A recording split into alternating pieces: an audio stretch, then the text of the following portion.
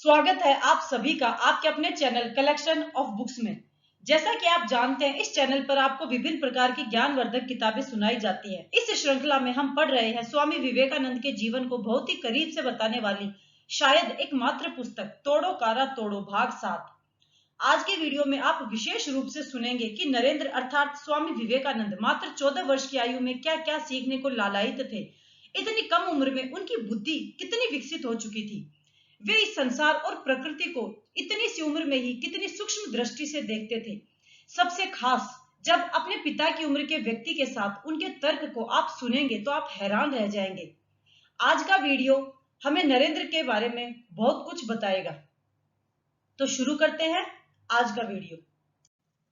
अध्याय 20 शुरू करते हैं। नरेंद्र अपने मित्रों के साथ अपने पड़ोसी नवगोपाल मित्र के घर आया और उनके कपाट खटखटाए। घर के भीतर से एक बच्चा प्रकट हुआ और उनके सम्मुख खड़ा हो गया। नरेंद्र समझ नहीं पाया कि वह बच्चा भीतर से यह पूछने के लिए भेजा गया है कि आगंतुकों को क्या काम है, अथवा अपनी उत्सुकता वश आकर यह देखने के लिए खड़ा हो गया है कि कौन लोग आए हैं। नवगोपाल दादा घर पर हैं? नरेंद्र ने पूछा। बच्चे ने कोई उत्तर नहीं दिया। पीछे की ओर मुंह फेरकर वह चिल्लाया, बाबा आपसे मिलने कोई आया है। उसके उत्तर में भीतर से किसी पुरुष ने कहा, बैठक में बैठाओ। बच्चा उन्हें भीतर ले आया। उसने अत्यंत आज्ञाकारी पुत्र के रूप में पिता के आदेश का पूरा पूरा पालन किया। उन्हें बैठक में बिठाकर वह घर के भीतर चला गया। नवगोपाल मित्र कुर्ते के बटन बंद करते हुए आए और लड़कों के नमस्कार के उत्तर में मुस्कुराकर बोले, बोलो नरेन, क्या बात है, आज इधर कैसे? दादा, हम लोग आपकी व्यायामशाला में सम्मिलित होना चाहते हैं, नरेंद्र बोला। नवगोपाल मित्र हंसे। मैंने तो सुना है कि तुमने अपने घर में ही व्यायामशाला स्थापित की है। उत्तर में नरेंद्र भी किंचित हंसा। की तो थी, किंतु हमारे काकू का तांडव उसे लील गया। तुम्हारी व्यायामशाला अल्पायु सिद्ध हुई? नवगोपाल हंसे। मेरा विचार है कि तुम्हारे काकू को यह पसंद ही नहीं है कि तुम लोग घर के भीतर कोई गतिविधि चलाओ। उन्होंने रुककर नरेंद्र को देखा। तो ठीक है, तुम लोग मेरी व्यायामशाला में आ जाओ। वह तो है ही इसलिए कि लड़के व्यायाम करें और शरीर को दृढ़ बनाएं। पर उन्होंने अपना वाक्य अधूरा छोड़ दिया। लड़कों को उत्सुकता पूर्वक अपनी ओर देखते हुए पाकर पुनः बोले, हमारी व्यायामशाला में कुछ बड़ी अवस्था के लड़के हैं। तुम लोग अभी छोटे हो, तुम्हें कोई असुविधा तो नहीं होगी? नहीं, इसमें असुविधा क्या है, नरेंद्र ने कहा और अपने मित्रों की ओर देखा कि वे लोग उससे सहमत हैं या नहीं। उसने अपनी बात पूरी कर दी।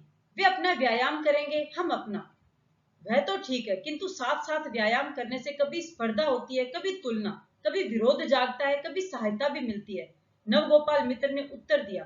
हमें उससे तनिक भी असुविधा नहीं है, नरेंद्र ने कहा और पुनः अपने मित्रों की ओर देखा। उसके मित्रों ने सहमति में सिर हिला दिया। अगला दृश्य।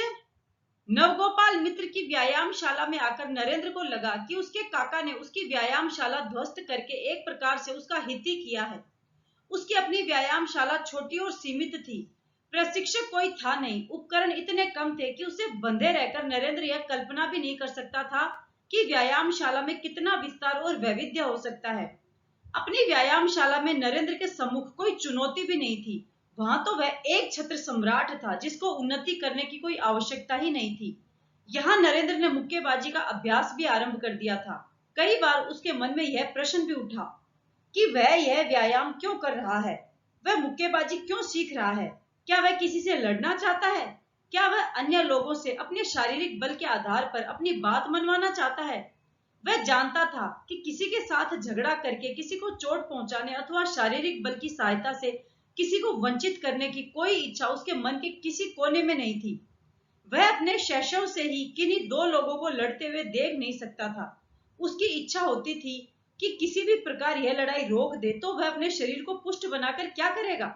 श्रम तो आवश्यक है, उसने अपने आप को समझाया, अन्यथा व्यक्ति रोगी हो जाता है। पर वह समझ रहा था कि यह सब स्वयं को बहकाने के बहाने थे, वास्तविकता यह नहीं थी। वह अच्छी तरह जानता था कि श्रम और कठोर व्यायाम में अंतर है। वह जो कुछ कर रहा था वह मात्र श्रम नहीं था, तो कदाचित वह आत्मरक्षा के लिए स्वयं को तैयार कर रहा था। पर किससे रक्षा करनी थी उसे अपनी? कौन उसे पीटने जा रहा है? क्या उसे लगता है कि उसके कुछ ऐसे शत्रु हैं जिनसे उसे अपनी रक्षा करनी है? यदि वह किसी का शत्रु नहीं होगा तो कोई उससे शत्रुता क्यों निभाएगा? किंतु इस सारे ऊहापोह ने भी उसके व्यायाम में कोई अंतराल उपस्थित नहीं किया। विकास हमारा धर्म है, नरेंद्र ने सोचा। जैसे मैं अपने मानसिक विकास के लिए अध्ययन तथा अन्य प्रकार के मानसिक व्यायाम करता हूँ, वैसे ही शरीर के विकास के लिए भी मैं यह व्यायाम कर रहा हूँ। और फिर यदि शरीर है तो उसे निरोग भी होना चाहिए, बलिष्ठ भी और सुंदर भी। रोगी, दुर्बल अथवा कुरूप शरीर लेकर क्यों जिया जाए? जीवन को उसके उच्चतम धरातल पर जीना चाहिए, निम्नतर धरातलों पर नहीं। नरेंद्र ने किसी भी क्षेत्र में अपनी दृष्टि नीचे नहीं रखी। वह ऊपर देखता है तो आकाश तक देखता है। वह ज्ञान प्राप्त करता है तो संपूर्ण ज्ञान की ओर बढ़ता है। उसे उसी प्रकार शरीर को भी अपने चरम विकसित रूप तक पहुंचाने का प्रयत्न करना चाहिए। अगला दृश्य। रात के भोजन के पश्चात नरेंद्र को उसके छोटे भाई बहनों ने घेर लिया। उन सबके अलग अलग अनुरोध थे। कोई चाहता था कि वह अपनी हस्त मुद्राओं से चमगादड़ बनाकर दिखाए, कोई हरिण की आकृति देखना चाहता था और कोई कुत्ते से ही संतुष्ट हो जाता। नरेंद्र ने उन सबको एक कमरे में एकत्र किया और एक लालटेन ले आया। उसने प्रकाश के सामने अपने हाथों की विभिन्न मुद्राओं से दीवार पर अनेक प्रकार की आकृतियां बनानी आरंभ की। पिछले दिनों वह इस कला का भी बहुत अभ्यास करता रहा था। उसने पहले तो अनेक पशु पक्षी बनाए और फिर देवी देवताओं की आकृतियां बनाने लगा। यह सरस्वती, यह लक्ष्मी, यह विष्णु, यह कृष्ण, यह शिव। बच्चे उसके पीछे पड़ गए कि उन आकृतियों में कोई विशेष अंतर नहीं था। वह एक ही आकृति को बार बार कभी विष्णु कभी कृष्ण कह देता था। अरे बुद्धुओं, विष्णु और कृष्ण तो एक ही हैं, वह बोला। उन दोनों में क्या अंतर होगा? क्यों? विष्णु के हाथ में सुदर्शन और कृष्ण के हाथ में बांसुरी हो सकती है, महेंद्र ने कहा। नरेंद्र ने मुस्कुराकर उसे देखा। बहुत चतुर हो गया है तू। क्या कृष्ण के हाथ में सुदर्शन नहीं होता?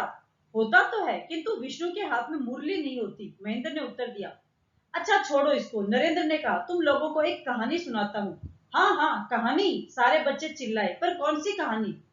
कृष्ण की कहानी, नरेंद्र बोला। पर कृष्ण की कहानी तो बहुत लंबी है, किरण ने कहा। मुझे तो तब तक नींद आ जाएगी। नहीं, पूरी जीवन गाथा नहीं सुना रहा, एक अच्छा सा प्रसंग सुना रहा हूँ, नरेंद्र ने कहा। चुपचाप सुनना। नरेंद्र ने खखार कर बड़े समारोह से कथा आरंभ की। अब मथुरावासी क्या करें और कृष्ण बलराम भी क्या करें? एक ओर तो जरासंध की सेना चढ़ी आ रही है और दूसरी ओर से काल यवन की। दोनों ही सेनाएं बहुत बड़ी और शक्तिशाली थी। उनमें भयंकर योद्धा थे। योद्धा क्या थे? पूरे राक्षस थे। उन्हें हत्या और लूटपाट में सुख मिलता था। कृष्ण ने सोचा कि वैसे तो क्षत्रियों का धर्म है युद्ध, युद्ध से पीछे हटना किसी क्षत्रिय को शोभा नहीं देता। परंतु यह भी कोई युद्ध हुआ जहां इतनी बड़ी बड़ी दो सेनाएं आकर मथुरा नगरी को पीस डाले? और ये दुष्ट तो युद्ध लड़ने वाले सैनिकों को ही नहीं मारेंगे, ये तो घर घर में घुसकर स्त्रियों तथा बच्चों का भी वध करेंगे, घरों में आग लगा देंगे, वृद्धों तथा बिस्तर पर पड़े रोगियों का भी वध करेंगे। इन दुष्टों से क्षत्रियों की मर्यादा के भीतर रहकर नहीं लड़ा जा सकता। इनसे तो किसी और ही भांति निपटना होगा। तभी कृष्ण ने कुश स्थली में द्वारका का निर्माण करवाया और प्रत्येक मथुरावासी को लेकर द्वारका की ओर चले। किंतु पीछे से काल यवन की सेना आ पहुंची और यादव अभी भी मार्ग में ही थे। तो क्या करें? कृष्ण ने एक उपाय सोचा। वे जानबूझकर काल यवन के सामने से होकर निकले।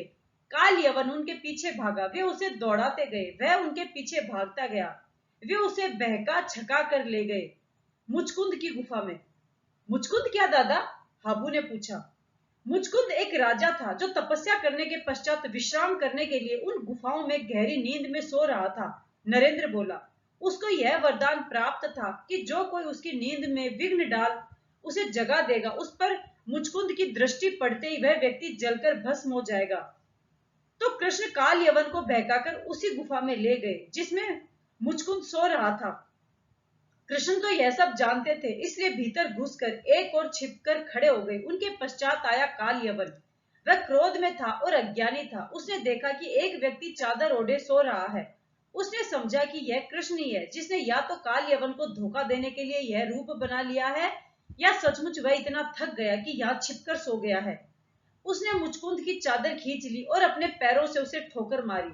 मुचकुंद की नींद टूट गई। उसने आंखें खोलकर काल यवन को देखा और उसकी दृष्टि पड़ते ही काल यवन जलकर भस्म हो गया। इस प्रकार बुद्धि का प्रयोग कर कृष्ण ने अपने एक भयंकर और शक्तिशाली शत्रु को नष्ट कर दिया और मथुरावासी यादवों की रक्षा की।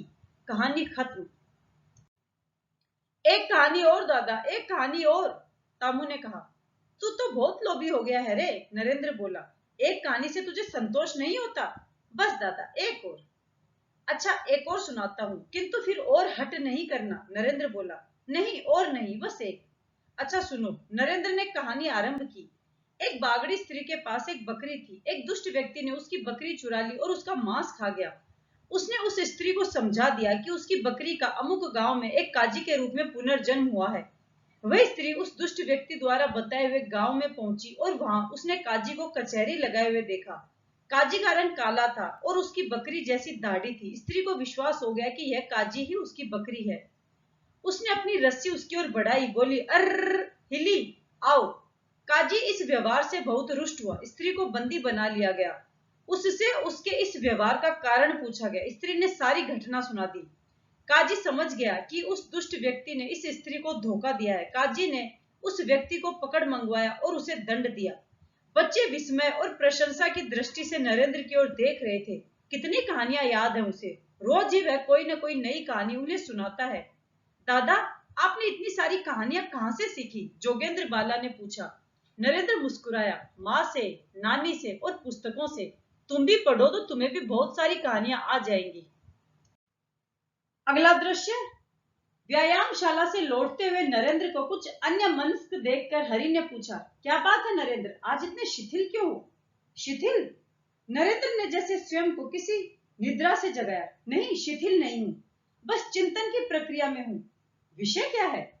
बात यह है हरि कि मुझे लगने लगा है कि जैसे हमारे घर की व्यायामशाला एक छोटा कुआं थी, वैसे ही नवगोपाल दादा की व्यायामशाला एक बड़ा कुआं है, नरेंद्र बोला। और मैं कुएं का मेंढक नहीं बनना चाहता, चाहे वह कुआं कितना ही बड़ा क्यों न हो। तो क्या बनना चाहते हो तुम? हरि ने पूछा। मैं महासागरों का महामत्स्य बनना चाहता हूँ, नरेंद्र बोला। यदि ऊपर चढ़ने का तनिक भी अवकाश और हो तो मैं रुक नहीं सकता, ठहर नहीं सकता, संतुष्ट नहीं हो सकता।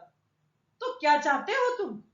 सोचता हूँ कि मुहर्रम में जो लड़के लाठी भांजते हैं, उनके उस्ताद से मिलकर मैं भी लाठी चलाना सीखूं। क्यों? नरेंद्र चकित होकर बोला। व्यायामशाला में सीख तो रहे हो लाठी चलाना, और हम सबसे अच्छी भी चला लेते हो, फिर कहीं और जाने की क्या आवश्यकता है? कह तो रहा हूं कि इतने से संतुष्ट नहीं हूं। मैं जानता हूं कि इस कला की श्रेष्ठता को मैं यहां नहीं पा सकूंगा, नरेंद्र बोला। तुम जानते हो हरि, इन दिनों मेरे भीतर जैसे कभी न संतुष्ट होने वाली भूख जाग उठी है। मैं संसार की प्रत्येक कला को सीख लेना चाहता हूँ, और वह भी काम चलाऊ स्तर तक नहीं, उसकी उच्चतम दक्षता प्राप्ति तक। मैंने इन दिनों तैरना, नाव चलाना, गाना तो सीखा ही है। मैं माँ से खाना पकाना भी सीख रहा हूँ। हरि की आंखें आश्चर्य से फैल गई। इतना सब कुछ, पर क्यों? कोई विशेष कारण? नरेंद्र हंसा। विशेष कारण क्या होगा? अपने विकास की इच्छा और अपनी व्याकुल ऊर्जा के लिए भोजन। पता नहीं तुम मनुष्य हो या भूत, हरि बोला। तुम्हारी क्षमताओं को तो समझना ही कठिन है। अगला दृश्य। नवगोपाल मित्र की व्यायामशाला की ओर से मोहल्ले में एक मेला लगा था। मेले में व्यायामशाला के लड़के तो अपने करतब दिखा ही रहे थे, मोहल्ले की लड़कियों को भी उसमें सम्मिलित कर लेने के लिए सिलाई कढ़ाई की एक प्रतियोगिता रखी गई थी। सारा मोहल्ला किसी न किसी रूप में उसमें सम्मिलित हो रहा था। हर मोहिनी को कढ़ाई की प्रतियोगिता में एक पुरस्कार दिए जाने की घोषणा हो चुकी थी। नरेंद्र के लिए सबसे महत्वपूर्ण घटना थी उस मेले में होने वाली मुक्केबाजी की प्रतियोगिता। अनेक जोड़ बनाए गए थे। अपनी अपनी उम्र तथा भार की दृष्टि से जोड़ तय किए गए थे। एक के बाद एक जोड़ आता था और मंच पर घूंसेबाजी का अपना कौशल दिखाता था। नरेंद्र जानता था कि आज की यह प्रतियोगिता व्यायामशाला में प्रतिदिन होने वाले अभ्यास तथा स्पर्धा से भिन्न थी। व्यायामशाला की सारी गतिविधि मात्र शिक्षण के लिए थी। किसी को चोट पहुंचाने का कोई प्रयत्न वहां नहीं होता था। किंतु यह तो प्रतियोगिता है और प्रतियोगिता का लक्ष्य उसे जीतना ही होता है। उस विजय को प्राप्त करने के लिए अपने प्रतिपक्ष को चोट पहुंचानी पड़ती है। नरेंद्र अच्छी तरह जानता था कि वह अपने प्रतिस्पर्धी को चोट पहुंचाना नहीं चाहता। वह उसका शत्रु नहीं है। यदि वह शत्रु हो भी तो नरेंद्र कभी नहीं चाहेगा कि वह मतभेद रखने वाले अथवा उसे हानि पहुंचाने का प्रयत्न करने वाले व्यक्ति पर शत्रु भाव से आघात करे। किंतु प्रतियोगिता तो प्रतियोगिता ही है। विपक्षी पर आघात किए बिना वह जीत नहीं सकता। नरेंद्र एक विचित्र प्रकार के असमंजस का अनुभव कर रहा था। जो कुछ वह पाना चाहता था उसके लिए उसे वह करना पड़ रहा था जो वह करना नहीं चाहता था। उसे यह भी ध्यान रखना था कि यदि उसने अपने प्रतिपक्षी पर आघात नहीं किया तो वह नरेंद्र पर आघात करेगा। आत्मरक्षा के लिए भी उसे अपने प्रतिपक्षी को असमर्थ बनाना ही होगा और उसका भी एक ही मार्ग है कि वह उस पर आघात करे। रिंग में उतरकर नरेंद्र ने अपने प्रतिपक्षी गणेश पर आघात नहीं किया, वरन अपने कौशल से आत्मरक्षा का प्रयत्न किया। सोच समझकर जानते बूझते किसी को पीड़ा पहुंचाने की वह कल्पना भी नहीं कर सकता था, किंतु गणेश तो प्रतिस्पर्धा जीतने ही आया था। उसके मन में अनृशंसता का सिद्धांत नहीं था। देखते ही देखते उसने नरेंद्र पर 2-3 प्रहार कर दिए। नरेंद्र के जबड़े में दर्द हो रहा था, सिर भन्ना रहा था। पहली बार उसके मन में आया कि कुश्ती इससे कहीं अच्छी क्रीड़ा है। उसमें व्यक्ति आत्मरक्षा भी कर सकता है और विपक्षी को शारीरिक क्षति पहुंचाए बिना प्रतियोगिता जीत भी सकता है। दंगल जीतने के लिए अपने प्रतिपक्षी की हड्डियां तोड़ना तनिक भी आवश्यक नहीं है, किंतु मुक्केबाजी में यदि अपना रक्त बहने से बचाना है तो प्रतिपक्षी का रक्त बहाना ही होगा। नरेंद्र के हाथ कुछ तेजी से चले। गणेश उसके आक्रमण से हतप्रभ रह गया। अपनी आरंभिक सफलता के कारण गणेश ने स्वयं को उससे कहीं श्रेष्ठतर घुस्सेबाज मान लिया था। उसने यह कल्पना भी नहीं की थी कि नरेंद्र उस पर आघात कर भी पाएगा और यदि आघात करेगा तो वह इतना प्रहारक होगा। नरेंद्र केवल एक ही बात सोच रहा था कि किसी प्रकार वह अपने प्रतिस्पर्धी को कम से कम क्षति पहुंचाकर पराजित कर सकता है। उसका नाक मुंह तोड़कर उसे आहत स्थिति में भूमि पर गिरा देना तनिक भी कठिन नहीं था, किंतु उसमें कोई कौशल भी तो नहीं था। कौशल तो इसी में था कि उसके शरीर को कम से कम क्षति पहुंचे और वह पराजित भी हो जाए। क्रीड़ा क्रीड़ा ही रहे, लड़ाई न बन जाए। गणेश को लगा कि नरेंद्र फिर से शिथिल हो गया है। उसका आत्मबल बढ़ा, किंतु साथ ही साथ नरेंद्र के प्रति उसका द्वेष भी चरम स्थिति को पहुंच गया था। नरेंद्र ने उसे पीट दिया था, उसका प्रतिशोध लिए बिना वह नहीं छोड़ेगा। उसे वह ऐसा मजा चखाएगा कि भविष्य में नरेंद्र का रिंग में उतरने का कभी साहस ही न हो। गणेश का क्रोध बढ़ता जा रहा था। उसका मस्तिष्क युक्ति और चिंतन छोड़ चुका था। वह अपने आवेश में नरेंद्र पर पूरे पशु बल से टूट पड़ना चाहता था। उसने अवसर पाते ही घूंसों की घनघोर वर्षा आरंभ की। नरेंद्र ने अपने शांत मन से यह सब देखा और गणेश की मनस्थिति को समझा। एक चतुर खिलाड़ी के रूप में उसने यह भी समझा कि ऐसे ही अवसर पर प्रतिपक्षी को धर दबोचा जा सकता है, क्योंकि वह अपनी सारी कला और शिक्षा भूलकर शुद्ध पशु बल के सहारे लड़ रहा था। नरेंद्र पीछे हटा तो गणेश पूरे वेग से उस पर टूट पड़ा। नरेंद्र जरा सा कतरा कर उसके वार को बचा गया और गणेश अपनी असावधानी में उसकी ओर इस प्रकार पलटा कि नरेंद्र अपनी इच्छानुसार जब जहां और जैसे चाहता उस पर प्रहार कर सकता था। नरेंद्र ने घूंसा चलाया और गणेश धराशायी हो गया। नरेंद्र की विजय की घोषणा हो गई और वह रिंग से बाहर निकल आया। नवगोपाल मित्र ने उसे अपनी भुजाओं में भर लिया। अरे, मैं तो तुझे नन्हा सा नरेन ही समझता रहा। मैं क्या जानता था कि तू इतना दक्ष घूंसेबाज हो गया है। इतनी शांति, सहजता, एकाग्रता और तल्लीनता तो मैंने बड़े बड़े घूंसेबाजों में भी नहीं देखी। मैं तुझे आशीर्वाद देता हूं कि यदि तू अभ्यास करता रहा तो एक दिन इस देश का सबसे बड़ा घूंसेबाज बनेगा। नरेंद्र प्रसन्न था कि उसने यह प्रतियोगिता जीत ली है। यह उसकी पहली प्रतियोगिता थी, किंतु मन ही मन वह एक विचित्र अवसाद का अनुभव भी कर रहा था। उसका मन हो रहा था कि वह अपना पुरस्कार ले जाकर गणेश के हाथों में थमा दे और कहे, यह पुरस्कार तुम ले लो गणेश। मैं तो स्पर्धा की भावना से केवल एक खेल खेलना चाहता था। तुम्हें चोट पहुंचाना मेरा लक्ष्य कभी नहीं रहा। किंतु न तो उसका अपना मन माता पिता को अपना पुरस्कार दिखाए बिना उससे विलग होना चाहता था और न ही गणेश की आंखों का वह जलता हुआ भाव उसे इस ओर अग्रसर होने दे रहा था। नरेंद्र मन मसोस कर रह गया। प्रतियोगिता के पश्चात वह गणेश से किसी प्रकार आत्मीयता पूर्वक गले मिल लेना चाहता था, किंतु वह भी संभव नहीं हो पाया। अगला दृश्य। नरेंद्र ने लाठी भांजने में भी अच्छी गति प्राप्त कर ली थी। उसने इसे लोगों को पीटने के उपकरण में नहीं, एक नई कला के रूप में सीखा था। वह जिस कला पर स्वयं मुग्ध होता था, उसकी इच्छा होती थी कि अन्य लोग भी उसे देखें और उस पर मुग्ध हों। नवगोपाल मित्र को नरेंद्र में अपनी अपेक्षा से भी अधिक चतुर एक खिलाड़ी मिल गया था। उनकी स्थिति उस गुरु की सी थी जिसे शिष्य को सिखाना कम पड़ता हो और वह सीख अधिक जाता हो।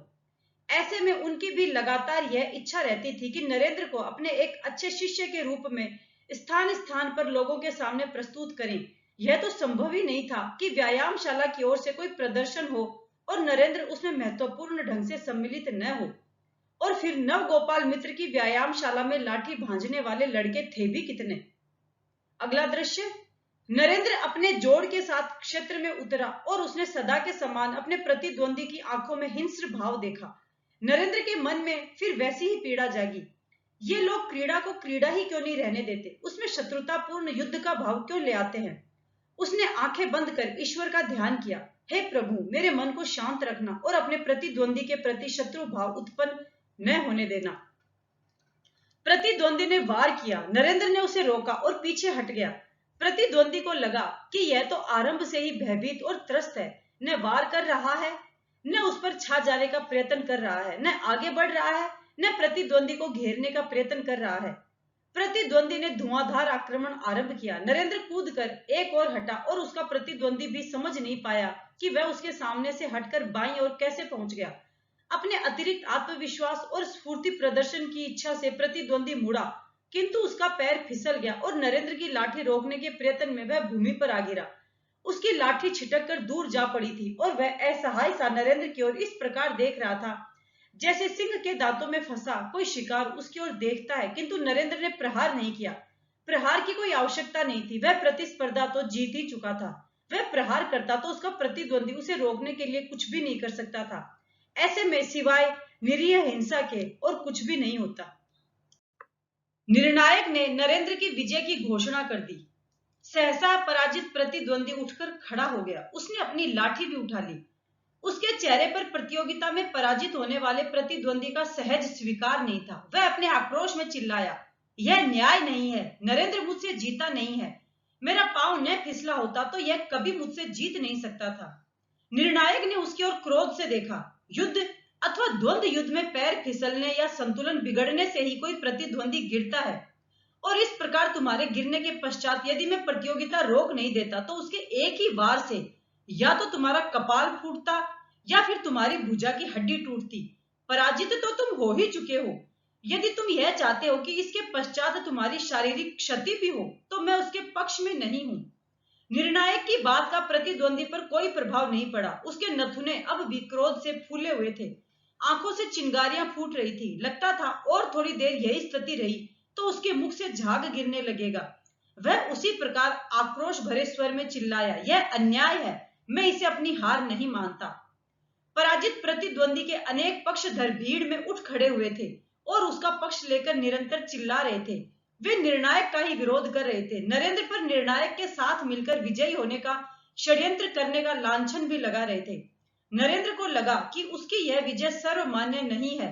शायद दर्शकों की सारी भीड़ ही उसके प्रतिद्वंदी के पक्षधरों के साथ मिलकर नारे लगा रही है कि यह अन्याय है, बेईमानी है, चालाकी है। नरेंद्र को इस प्रकार की लांछित और कलंकित विजय अच्छी नहीं लगी। वह अच्छी तरह जानता था कि वह किसी भी क्षण अपने इस प्रतिद्वंदी को पराजित कर सकता है। उसकी विजय कोई संयोग नहीं थी, यह निश्चित तथ्य था और वह इसे बार बार प्रमाणित कर सकता था। तो फिर इस प्रकार की संशयात्मक, लांछित और कलंकित विजय को वह क्यों अंगीकार करे। देखिए, उसने निर्णायक से कहा, यदि यह माना जा रहा है कि मैं अपनी योग्यता के आधार पर नहीं मात्र संयोग से जीता हूं तो मैं पुनः लड़ने के लिए तैयार हूं। आप हमारी प्रतियोगिता एक बार फिर से करवा दें। नहीं, निर्णायक ने उसके प्रस्ताव को एक बार ही निश्चयात्मक ढंग से झटक दिया। यह संभव नहीं है। ऐसे में तो प्रत्येक हारने वाला कोई न कोई कारण खोज निकालेगा और हमें प्रत्येक जोड़ को बार बार लड़वाना पड़ेगा। जो निर्णय हो गया वह हो गया, तुम जाओ। विजय तो विजय ही है, चाहे वह योग्यता के आधार पर हो चाहे संयोग से हो। नरेंद्र असमंजस में खड़ा रहा। वह देख रहा था कि सामान्य दर्शकों के मन में चाहे जो कुछ भी हो, किंतु उसके प्रतिद्वंदी के पक्षधरों ने कुछ ऐसा वातावरण तो बना ही दिया था कि यह असंदिग्ध विजय नहीं है। ऐसी विजय से उसे कैसे संतोष हो सकता था। वह पुनः निर्णायक के पास पहुंचा। उस विजय का क्या लाभ जिसका कोई सम्मान न हो। वह बोला, मेरा जोड़ एक बार फिर से हो जाने दीजिए। नरेंद्र ने देखा निर्णायक की आंखों में उसके लिए कोई सहानुभूति नहीं थी। उसने नरेंद्र को डपट दिया, नहीं, इस प्रकार की आपत्तियों का कोई अंत नहीं है, यह नहीं होगा। निर्णायक के निर्णय में हस्तक्षेप करने का अधिकार न पराजित पक्ष को है न विजयी पक्ष को। तुम जाओ। अच्छा, यदि ऐसी बात है तो, नरेंद्र ने अपने मन को अनावृत कर दिया, फिर मेरी ओर से खुली चुनौती है सबके लिए, जो चाहे मुझसे लड़ ले। मैं अपने जोड़ पर ही नहीं सारे लठेतों पर अपनी श्रेष्ठता सिद्ध करूंगा। तब तो माना जाएगा कि मैं संयोग से विजयी नहीं हुआ हूं। निर्णायक स्तब्ध रह गया। उसके मुख से तत्काल शब्द नहीं फूटे। वह नरेंद्र को ऐसे देखता रहा जैसे किसी अप्राकृतिक वस्तु को देख रहा हो, और फिर प्रत्यक्ष प्रयत्न करके बोला, तुम समझ भी रहे हो कि क्या कह रहे हो? यहाँ उपस्थित प्रत्येक छोटे बड़े को लाठी चलाने की खुली चुनौती का अर्थ है कि प्रत्येक दक्ष लठैत तुम्हारी चुनौती को स्वीकार कर सकता है। जोड़ और बेजोड़ सब तुमसे टक्कर ले सकते हैं। अपना शरीर, आकार और अपनी अवस्था देखो। छोटे मुंह बड़ी बात मत करो, नहीं तो बुरी तरह पिटोगे। पहली बार उसके स्वर में करुणा जागी। प्रत्येक लठैत दयालु नहीं होता कि तुम्हें पराजित करके ही छोड़ दे। कई लठैतों को अपने प्रतिद्वंदी की हड्डियां तोड़ने में भी सुख मिलता है। जाओ, व्यर्थ पिटने का प्रबंध मत करो। नहीं पिटूंगा, अब तो मैं चुनौती दे चुका। नरेंद्र की वाणी में संकल्प की खनक थी। निर्णायक न केवल खींच उठा, वरन क्रुद्ध हो उठा। हाँ, भीष्म पितामह के पश्चात अब तुम ही तो एक क्षत्रिय पैदा हुए हो। लगा है जैसे नरेंद्र को दंडित करने के लिए ही क्रोध पूर्वक घोषणा कर रहा है। सुनिए सुनिए, नरेंद्र नाथ दत्त की खुली चुनौती। जो कोई, चाहे छोटा या बड़ा, नया अथवा मंजा हुआ लाठीबाज, उससे मुकाबला करके देख ले, वह अपनी दक्षता प्रमाणित करेगा। दर्शकों की भीड़ पर इस घोषणा का धमाके का सा प्रभाव हुआ। पहले तो चारों ओर एक स्तब्धता छा गई, पूर्ण सन्नाटा। फिर उस सन्नाटे के वक्ष पर एक हल्का अनाश्वस्त भीरू सा स्वर जन्मा, जैसे बर्फ की शिलाओं की छाती फोड़कर दूब की एक कोंपल फूटी हो। उसके पश्चात अनेक हल्के तीव्र स्वरों ने उसका साथ दिया, जैसे सहस्त्रों धाराओं ने मिलकर गंगा का निर्माण किया हो। गंगा के हहर निनाद के रूप में चारों ओर प्रतिक्रियाओं का शोर मच गया। कुछ लोग उल्लास से चिल्ला रहे थे और कुछ उत्तेजित होकर उसका विरोध कर रहे थे। यह समझना कठिन था कि कौन उसके पक्ष में था, कौन उसके विरोध में। कोई उल्लसित होकर इसलिए चिल्ला रहा था कि अब नरेंद्र अपने विरोधी के हाथों पिटेगा, और कोई इसलिए प्रसन्न था कि नरेंद्र ने अपनी श्रेष्ठता प्रमाणित करने का अवसर पा लिया था। कोई इसलिए इस चुनौती का विरोध कर रहा था कि इससे नरेंद्र को क्षति हो सकती थी, और कोई इसलिए विरोध कर रहा था कि उसे विजय होने का ऐसा अवसर दिया ही क्यों जा रहा है। पक्ष और विपक्ष गडमड हो चुके थे। चारों ओर केवल कोलाहल ही कोलाहल था। थोड़ी देर तक तो क्षेत्र में कोई नहीं उतरा। कुछ प्रतीक्षा के पश्चात जब निर्णायक ने ललकारा, कोई है, तो भीड़ जैसे मूर्तिवत ही खड़ी रही। निर्णायक ने नरेंद्र के पराजित प्रतिद्वंदी की ओर देखकर फिर पूछा, क्यों, लड़ना नहीं है? प्रतिद्वंदी के पग उल्लास पूर्वक आगे नहीं बढ़े, उल्टे उसका चेहरा लटक गया। उसके चेहरे पर अब वह आक्रामकता नहीं थी, न क्षोभ था, न क्रोध, न उद्दंडता। वह तो भय से पीले पड़े अपने लिए कोई सुरक्षित आश्रय खोजते बालक का सा चेहरा था, जो भूल से स्वयं को स्वतंत्र मान अपनी मनमानी राह चलकर किसी भयंकर स्थल पर आ पहुंचा हो। निर्णायक की तीसरी पुकार पर एक व्यक्ति अपनी लाठी समेत क्षेत्र में उतर आया। कोई भी देख सकता था कि अवस्था में वह नरेंद्र से कहीं बड़ा था। उसका शरीर नरेंद्र से दीर्घाकार भी था और बलिष्ठ भी। नरेंद्र अभी किशोर ही था और वह व्यक्ति पूर्ण युवा था। बड़ी बड़ी मूछें, दीर्घाकार शरीर और लाठी के पैतरे को देखकर निर्णायक भी जैसे सहम गया। वह नरेंद्र को दंडित तो करना चाहता था, किंतु कहीं वह दंड आवश्यकता से अधिक कठोर ही न हो जाए। नरेंद्र प्रसन्न मन आकर उसके सम्मुख खड़ा हो गया। वह देख रहा था कि दर्शकों में या तो उसके लिए दया का भाव था या फिर घृणा का।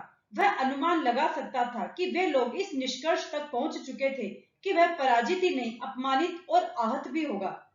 किंतु अपने मन में वह पूर्णतः आश्वस्त था कि वह न तो विचलित होगा और न तमाशा देखने वाले लोगों की इच्छाओं आकांक्षाओं से परिचालित। प्रतियोगिता आरंभ हुई। प्रतिद्वंदी में बल भी था और अनुभव भी। नरेंद्र जैसा लड़का सामान्यतः उसके सम्मुख टिक नहीं सकता था, किंतु थोड़ी ही देर में स्पष्ट हो गया कि नरेंद्र में साहस है, उसमें दक्षता है और उसका प्रशिक्षण श्रेष्ठतर है। कठोर प्रशिक्षण और श्रमपूर्ण अभ्यास के सारे लक्षण प्रकट हो रहे थे। प्रतियोगिता अपने पूरे वेग पर थी, किंतु एक बार भी नरेंद्र दुर्बल पड़ता दिखाई नहीं दिया। प्रतिद्वंदी का अहम आहत हुआ और उसका क्रोध बढ़ता चला गया। उसके आघात अधिक से अधिक प्रहारक और हिंस्र होते गए। नरेंद्र अपने बचाव के लिए अपनी लाठी से भी अधिक स्फूर्ति और एकाग्रता से कार्य ले रहा था। उसने अभी तक एक बार भी अपने प्रतिद्वंदी को चोट नहीं पहुंचाई थी, किंतु प्रतिद्वंदी उसे किसी प्रकार घेर नहीं पा रहा था। प्रतिद्वंदी के असमर्थता बोध से उपजा आक्रोश उसके मुख में आए झाग के रूप में प्रकट हो रहा था।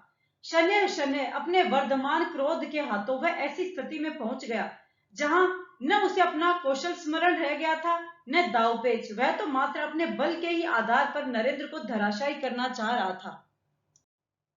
और ऐसे समय में जब प्रतिद्वंदी यह भूल ही गया कि नरेंद्र भी उस पर प्रहार कर सकता है, सहसा नरेंद्र ने उसकी लाठी पर जोर का प्रहार किया। निर्णायक और दर्शक यह देखकर चकित रह गए कि निमिष भर में ही प्रतिद्वंदी की लाठी के दो खंड हो गए थे। दर्शकों की भीड़ जैसे पागल हो गई थी। ऐसा शोर मचा कि किसी की समझ में नहीं आया कि कौन क्या कह रहा है। नवगोपाल मित्र ने नरेंद्र को प्यार से अपनी भुजाओं में घेर लिया। ऐसा लठैत तो मैंने कोई नहीं देखा जो प्रतिद्वंदी को चोट पहुंचाए बिना पराजित कर दे। चोट पहुंचाने की आवश्यकता ही क्या है दादा, यह तो प्रतियोगिता है, कोई युद्ध तो है नहीं। नरेंद्र शांत मन से बोला। उसकी वाणी में किसी भी प्रकार की कोई उत्तेजना नहीं थी। अगला दृश्य। नरेंद्र के मित्र पिकनिक का कार्यक्रम बना रहे थे। उन्होंने यह तो तय कर लिया था कि वे किस दिन पिकनिक पर जाएंगे, किंतु यह निर्णय करना कठिन हो रहा था कि कहां जाएंगे। सहसा पलटू ने कहा, मैंने सुना है कि प्रिंस ऑफ वेल्स के भारत आने के अवसर पर अंग्रेजों का एक युद्धपोत दी सिरापिस कलकत्ता बंदरगाह में आया हुआ है। सुना तो मैंने भी है, माणिक ने कहा। सुना ही है? नरेंद्र ने पूछा। किसी ने देखा तो नहीं है ना? देखेंगे तो तब जब तुम दिखाओगे, मोती ने कहा। तो फिर ऐसा करो, नरेंद्र बोला, कि पिकनिक छोड़ो और युद्धपोत देखने चलो। मैंने तो सुना है कि उसे देखने के लिए किसी गोरे अधिकारी की अनुमति लेनी पड़ती है, प्रियनाथ ने कहा। उसके बिना वे लोग किसी को पास फटकने भी नहीं देते। तो फिर कल चले युद्धपोत देखने? नरेंद्र ने पूछा। चलो, हेमाली ने कहा, पर अनुमति कौन लेगा गोरे अधिकारी से?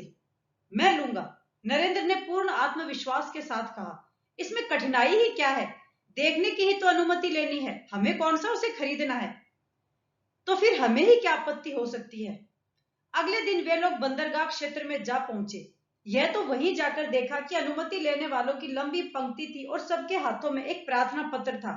वे लोग समझ गए कि अनुमति के लिए लिखित प्रार्थना पत्र देना होगा। नरेंद्र ने जल्दी से प्रार्थना पत्र तैयार किया और जाकर पंक्ति में खड़ा हो गया। उसके मित्र थोड़ी दूर पर अलग से खड़े उसकी प्रतीक्षा कर रहे थे। अनुमति के लिए एक ही व्यक्ति का पंक्ति में लगना पर्याप्त था, तो सब लोग पंक्ति में लगकर क्या करते, किंतु इस प्रकार अलग अलग चुपचाप खड़े रहना उन्हें उबाऊ लग रहा था। आशंकित थे कि जो दिन उन्होंने सैर सपाटे के लिए तय किया था वह कहीं इस प्रकार ऊब और प्रतीक्षा में ही न बिताना पड़े। इसी चिंता में वे लोग अधिकांशतः चुपचाप खड़े इधर उधर ताकते रहे या शून्य को घूरते रहे। बीच बीच में उनकी दृष्टि परस्पर टकरा जाती थी और वे लोग झेप कर मुस्कुरा देते थे। पंक्ति में नरेंद्र के आगे असाधारण रूप से दीर्घाकार एक व्यक्ति खड़ा था। शरीर के आकार के अनुपात में ही उसकी बड़ी बड़ी मूछें थी। वह प्रायः नरेंद्र की दृष्टि को आगे देखने से रोक लेता था, जैसे मनुष्य न हो चीन की दीवार हो, या फिर नरेंद्र की अपनी दृष्टि ही जाकर स्वतः उस पर टिक जाती थी। पंक्ति धीरे धीरे खिसक रही थी और नरेंद्र को लग रहा था कि हर बार थोड़ा सा खिसक कर या तो वह व्यक्ति नरेंद्र की ओर देख लेता था अथवा नरेंद्र की आंखें अकारण ही उसकी ओर उठ जाती थी। इतनी सी देर में ही उसकी आंखें उस व्यक्ति की मूंछों से कम 100 बार टकराई होंगी। पंक्ति धीरे धीरे खिसक कर एक तंग द्वार के पास पहुंची और नरेंद्र ने देखा कि द्वार पर मेज कुर्सी लगाए एक बाबू बैठा था। वह प्रत्येक व्यक्ति का प्रार्थना पत्र देखता था, व्यक्ति से कुछ प्रश्न पूछता था और फिर उसे आगे बढ़ने की अनुमति दे देता था। बड़ी बड़ी मूंछों वाला व्यक्ति नरेंद्र के आगे से हटा तो नरेंद्र ने अपना प्रार्थना पत्र द्वार रोके बैठे उस बाबू के सम्मुख रख दिया। उसने प्रार्थना पत्र पढ़ा नहीं, न ही उसे हाथ में लिया। उसने नरेंद्र को ऊपर से नीचे तक देखा और पूछा, क्या चाहिए तुम्हें? नरेंद्र ने भी चकित होकर उसकी ओर देखा। उसने अन्य किसी व्यक्ति से यह प्रश्न तो किया ही नहीं था। वह जानता था कि वहां प्रत्येक व्यक्ति युद्धपोत देखने की अनुमति लेने ही आया है, तो फिर वह नरेंद्र से ही ऐसा अटपटा प्रश्न क्यों पूछ रहा था? मुझे युद्धपोत देखने की अनुमति चाहिए, प्रश्न को अनावश्यक मानते हुए नरेंद्र ने कहा। उस व्यक्ति ने पुनः नरेंद्र को ऊपर से नीचे तक देखा, जैसे नरेंद्र को देखना ही उसकी बात का उत्तर रहा हो। अंततः वह बोला, युद्धपोत क्या बच्चों का खिलौना है? भागो यहाँ से, बच्चों के देखने की वस्तु नहीं है युद्धपोत। तुम्हारे माता पिता भी तुम्हें रोकते नहीं। हाँ, कैसे रोकेंगे? उन्होंने कभी युद्धपोत देखा हो तब न। सोचा होगा कोई नई डोंगी आई है, भेज दिया बच्चों को कि जाओ देख आओ। भागो यहाँ से। नरेंद्र स्तब्ध सा खड़ा उसे देखता रह गया। इस प्रकार के व्यवहार की तो उसने कभी कल्पना ही नहीं की थी। अवस्था में कम होना क्या इतना ही बड़ा अपराध होता है कि उनके साथ कोई भी चाहे तो दुर्व्यवहार कर सके? उसके मन में आया कि कुर्सी पर बैठे इस अफसरनुमा चपरासी से पूछे कि क्या उसके बाप दादा ने इससे पहले कोई युद्धपोत देखा था, किंतु इससे कटुता ही तो बढ़ती। उसने नरेंद्र को आहत किया था तो नरेंद्र भी उसे पीड़ित कर सकता था, किंतु उसका क्या प्रयोजन? प्रतिशोध यदि मात्र प्रतिशोध के लिए था तो वह उसके लिए स्पृहणीय नहीं था, पर पीड़न में नरेंद्र को कोई रुचि नहीं थी। वह हाथ में प्रार्थना पत्र पकड़े सिर झुकाए हुए अपने मित्रों के पास लौट आया। अब? पलटू ने पूछा। माणिक जैसे पहले से ही झल्लाया हुआ था। अब क्या, वापस चलो।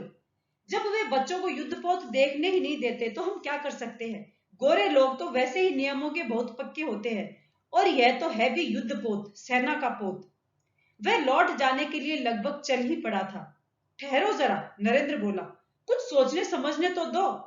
यह क्या कि ऊंट की तरह मुंह उठाकर चले आए और जंगली सुअर की तरह सिर झुकाए लौट गए। माणिक का बढ़ा हुआ पग रुक गया। देखो, तुम मुझे पशु कहकर चिढ़ाओ मत। एक तो इतनी दूर से आए, युद्धपोत देख नहीं पा रहे, और फिर तुम मुझे ऊंट और सुअर कह रहे हो। मुहावरे को गाली नहीं समझना चाहिए, नरेंद्र बोला। लौटने की शीघ्रता मत मचाओ, मुझे कोई युक्ति सोचने दो। जब इतनी दूर आए हैं, समय लगाया है, ऊर्जा खर्च की है, तो बिना पूरा प्रयत्न किए लौट तो नहीं जाना चाहिए न। युक्ति का क्या अर्थ है? माणिक अपने खींचे हुए स्वर में बोला। नियमों का उल्लंघन, झूठ, धोखा या बेईमानी? मुझे इन सब में कोई रुचि नहीं है। नहीं, नरेंद्र साधिकार बोला। युक्ति का अर्थ है इस व्यक्ति की अनाधिकार चेष्टा को निष्फल करना। तुम्हें कैसे मालूम है कि अधिकारियों ने यही नियम बनाए हैं जिनका यह व्यक्ति पालन कर रहा है? इसने और किसी को भी नहीं रोका, और फिर अंतिम रूप से अनुमति देने वाला तो गोरा अधिकारी है। यह हमें उस अधिकारी तक पहुंचने देता और वह हमें मना कर देता तो मैं तुम्हारे साथ चुपचाप लौट जाता, पर यह गोरा अधिकारी नहीं है तो हम इसकी बात ही नहीं माने। माणिक आक्रोश के साथ बोला। यह तो सारे भारतीयों का अपमान है। नरेंद्र ने कुछ नहीं कहा। वह अपने चिंतन में लीन दृष्टि उठाए उस भवन की ओर देखता रहा, जैसे उसके मन में कोई योजना कार्य कर रही हो। सहसा ऊपर के बरामदे में उसे वही बड़ी बड़ी मूंछों वाला व्यक्ति दिखाई दिया। नरेंद्र का मस्तिष्क तुरंत सक्रिय हो उठा।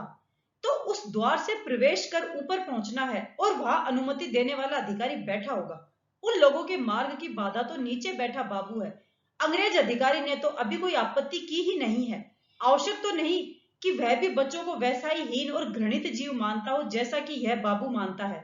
बहुत संभव है कि यदि किसी प्रकार नरेंद्र उसके पास पहुंच जाए तो वह उसे अनुमति दे ही दे। उसे लगा कि कठिनाई अनुमति पाने में नहीं है, कठिनाई तो उस अधिकारी तक पहुंचने में है जो अनुमति देता है। तो नरेंद्र को अनुमति पाने से अधिक उस अधिकारी तक पहुंचने का प्रयत्न करना चाहिए। पर मार्ग में तो वह अड़ियल बाबू बैठा है। जैसा व्यवहार उसने किया है उसे देखते हुए न उससे तर्क करने का लाभ था न विनती करने का। अधिकार का प्रयोग कभी भी उस क्रूरता से नहीं होता जिस क्रूरता से उसका दुरुपयोग होता है। इन भवनों में एक ही सीढ़ी तो नहीं होती ऊपर जाने के लिए। जितना बड़ा यह भवन है, इसमें दो सीढ़ियां तो अगले भाग में ही होंगी, और बहुत संभव है कि एक आध सीढ़ी पिछवाड़े में भी हो, जहां से नौकरों चाकरों का आवागमन होता हो। सामने वाले भाग में यदि कोई और सीढ़ी हुई भी तो उस पर भी एक ऐसा ही अविवेकी बाबू अथवा चपरासी बैठा होगा, किंतु पिछवाड़े की सीढ़ियां। तुम लोग यही ठहरो, नरेंद्र बोला। मेरी प्रतीक्षा करना, मैं अभी आता हूं। मित्रों की जिज्ञासा की उपेक्षा करता हुआ नरेंद्र आगे बढ़ गया। वह भवन की दीवार के साथ साथ चलता हुआ उसके पिछवाड़े पहुंचा। ऊपर जाने के लिए सीढ़ियां खोजने में उसे तनिक भी कठिनाई नहीं हुई, और वहां न कोई चपरासी था, न बाबू, न कोई और रोकने वाला। सीढ़ियां चढ़कर और बरामदे का एक चक्कर लगाकर वह भवन की पहली मंजिल के अगले भाग में जा पहुंचा। उसने पहचाना यह वही स्थान था जहां उसने बड़ी बड़ी मूंछों वाले उस व्यक्ति को खड़े देखा था, पर इस समय यहाँ कोई नहीं था। आगे थोड़ी ही दूर पर एक कमरे में कुछ हलचल अवश्य दिखाई पड़ रही थी।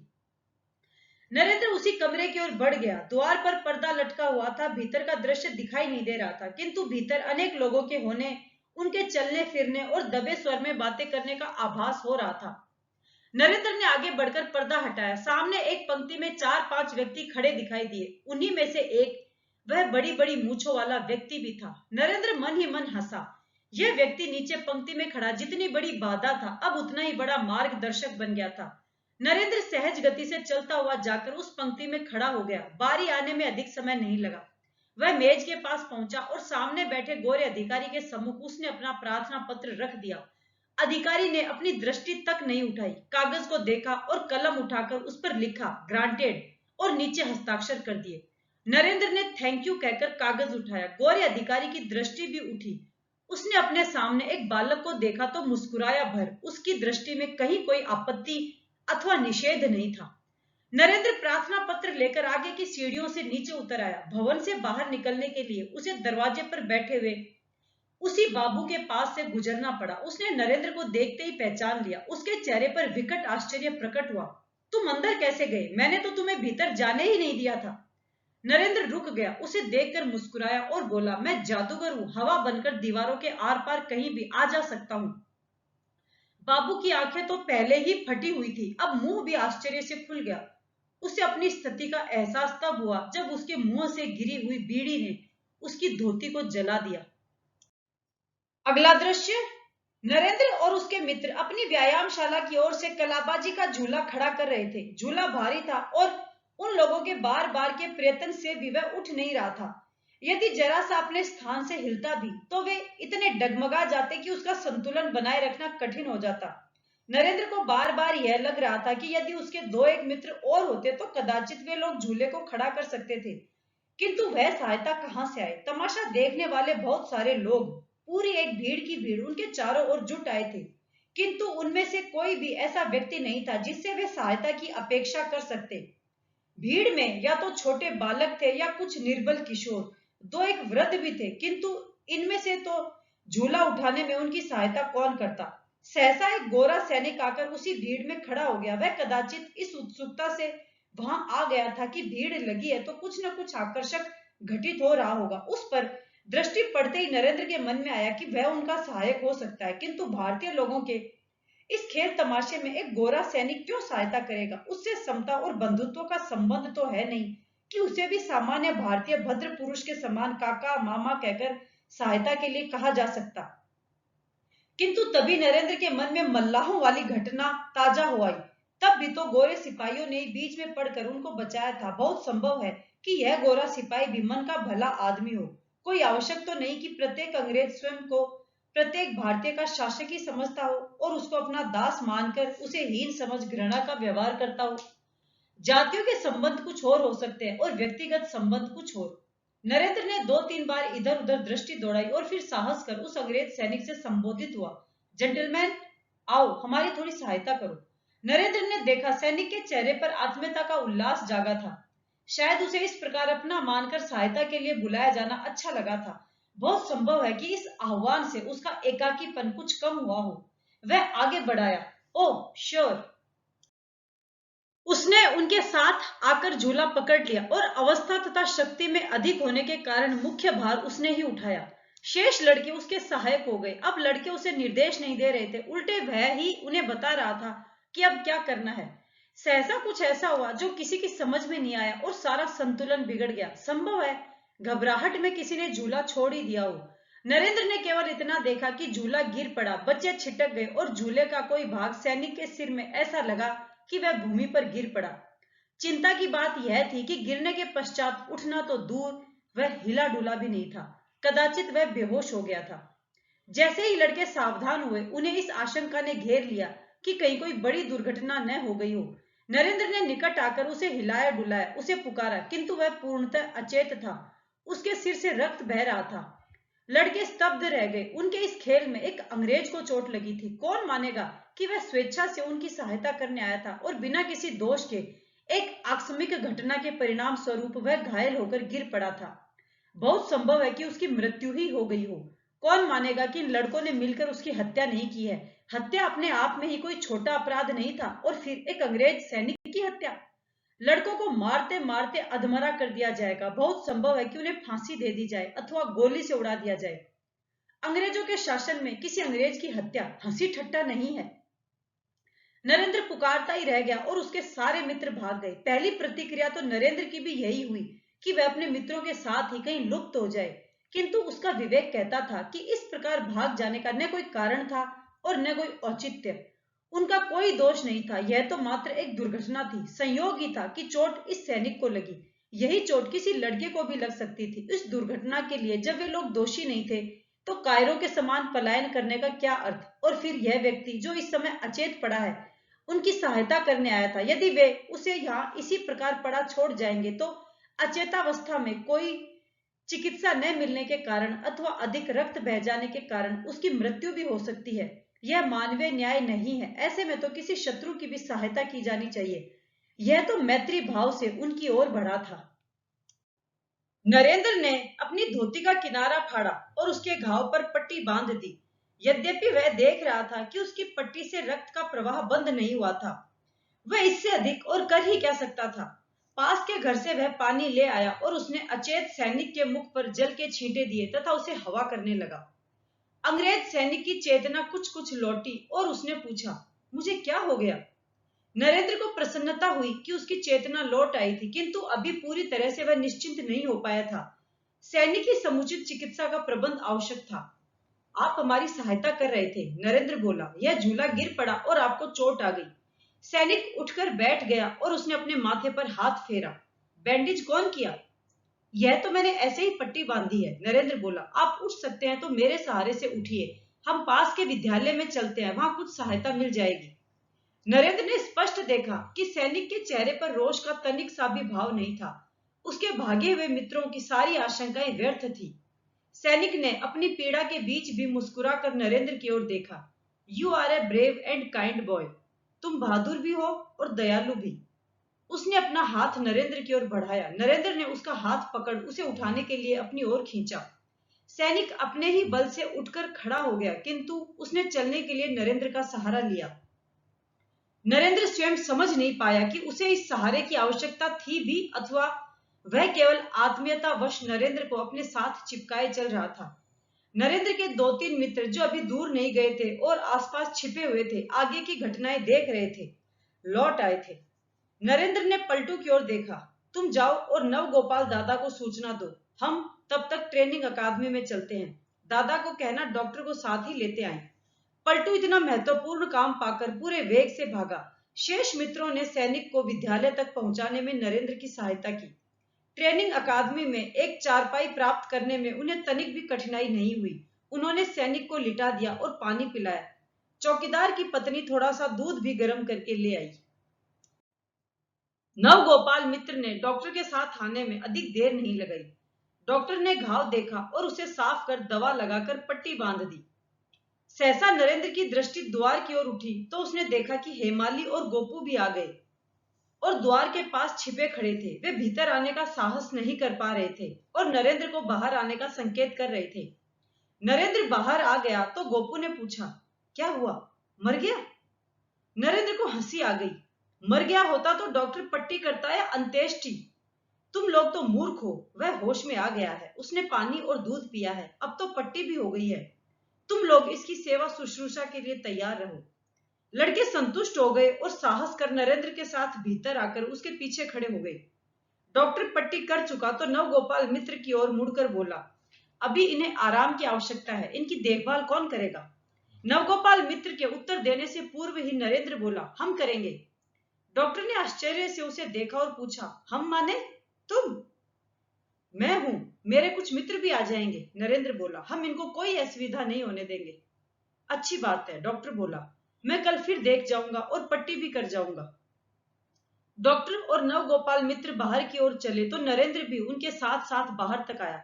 डॉक्टर के विदा होते ही उसने नवगोपाल मित्र से कहा, दादा, इनकी दवा दारू का सारा खर्च हम देंगे। नवगोपाल मित्र ने उसे विस्मय पूर्वक देखा। कहां से लाओगे रुपया? वह कोई समस्या नहीं है, नरेंद्र बोला। हम सारे मित्र मिलकर धन इकट्ठा करेंगे। दवा दारू पर जो खर्च होगा वह तो देंगे ही, जो राशि बच जाएगी वह कृतज्ञता स्वरूप उसको भेंट कर देंगे। नवगोपाल मित्र थोड़ी देर चुपचाप प्रशंसात्मक दृष्टि से उसे देखते रहे और फिर बोले, यदि इतना कर सको तो इससे उत्तम बात और क्या होगी। वैसे यदि न कर सको तो मुझे बता देना, मैं कल फिर आऊंगा। मित्र महाशय चले गए और नरेंद्र वापस आकर सैनिक के पास खड़ा हो गया। सैनिक ने आंखें खोली और उसे चारपाई पर बैठने का संकेत किया। नरेंद्र चारपाई पर बैठ गया तो सैनिक ने धीरे से पूछा, हम अनकॉन्शियस होकर गिर पड़ा था, तो बाकी लोग के साथ तुम क्यों नहीं भागे? नरेंद्र मुस्कुराया, मैं भी भाग जाता तो आपकी चिकित्सा का प्रबंध कौन करता? सैनिक ने उसे मुग्ध भाव से देखा। हम अंग्रेज हैं, इंडियन लोग हमको हेट करता, हम मर जाता तो तुमको खुशी होता? राजनीति अपने स्थान पर है और मानवता अपने स्थान पर, नरेंद्र बोला। किसी प्राणी को पड़े पड़े मरने देना मानवता तो नहीं है, चाहे वह हमारा शत्रु ही क्यों न हो, नरेंद्र कुछ रुककर बोला। और भारतीय लोग अपने क्रूर और अन्यायी शासकों से घृणा कर सकते हैं, वे अपनी सहायता करने आए एक कोमल हृदय अंग्रेज युवक से घृणा नहीं करते। यू आर डिफरेंट, अंग्रेज सैनिक बोला, तुम किसी और ही स्पीशीज का जंतु है। अब आप सो जाइए, नरेंद्र बोला, आपको डॉक्टर ने आराम करने के लिए कहा है। अगला दृश्य, कालिदास का नाटक अभिज्ञान शाकुंतलम मंचित हो रहा था।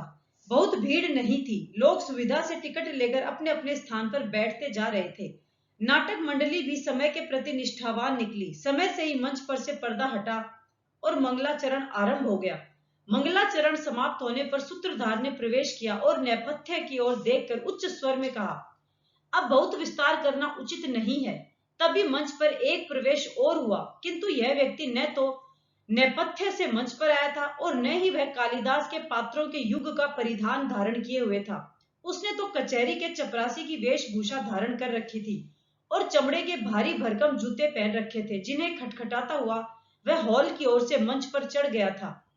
नरेंद्र अपने स्थान पर बैठा कुछ अचकचा सा गया। कालिदास के नाटक में इस प्रकार की प्रविष्टि, इस नाट्य मंडली ने कहीं कोई नया प्रयोग तो नहीं किया?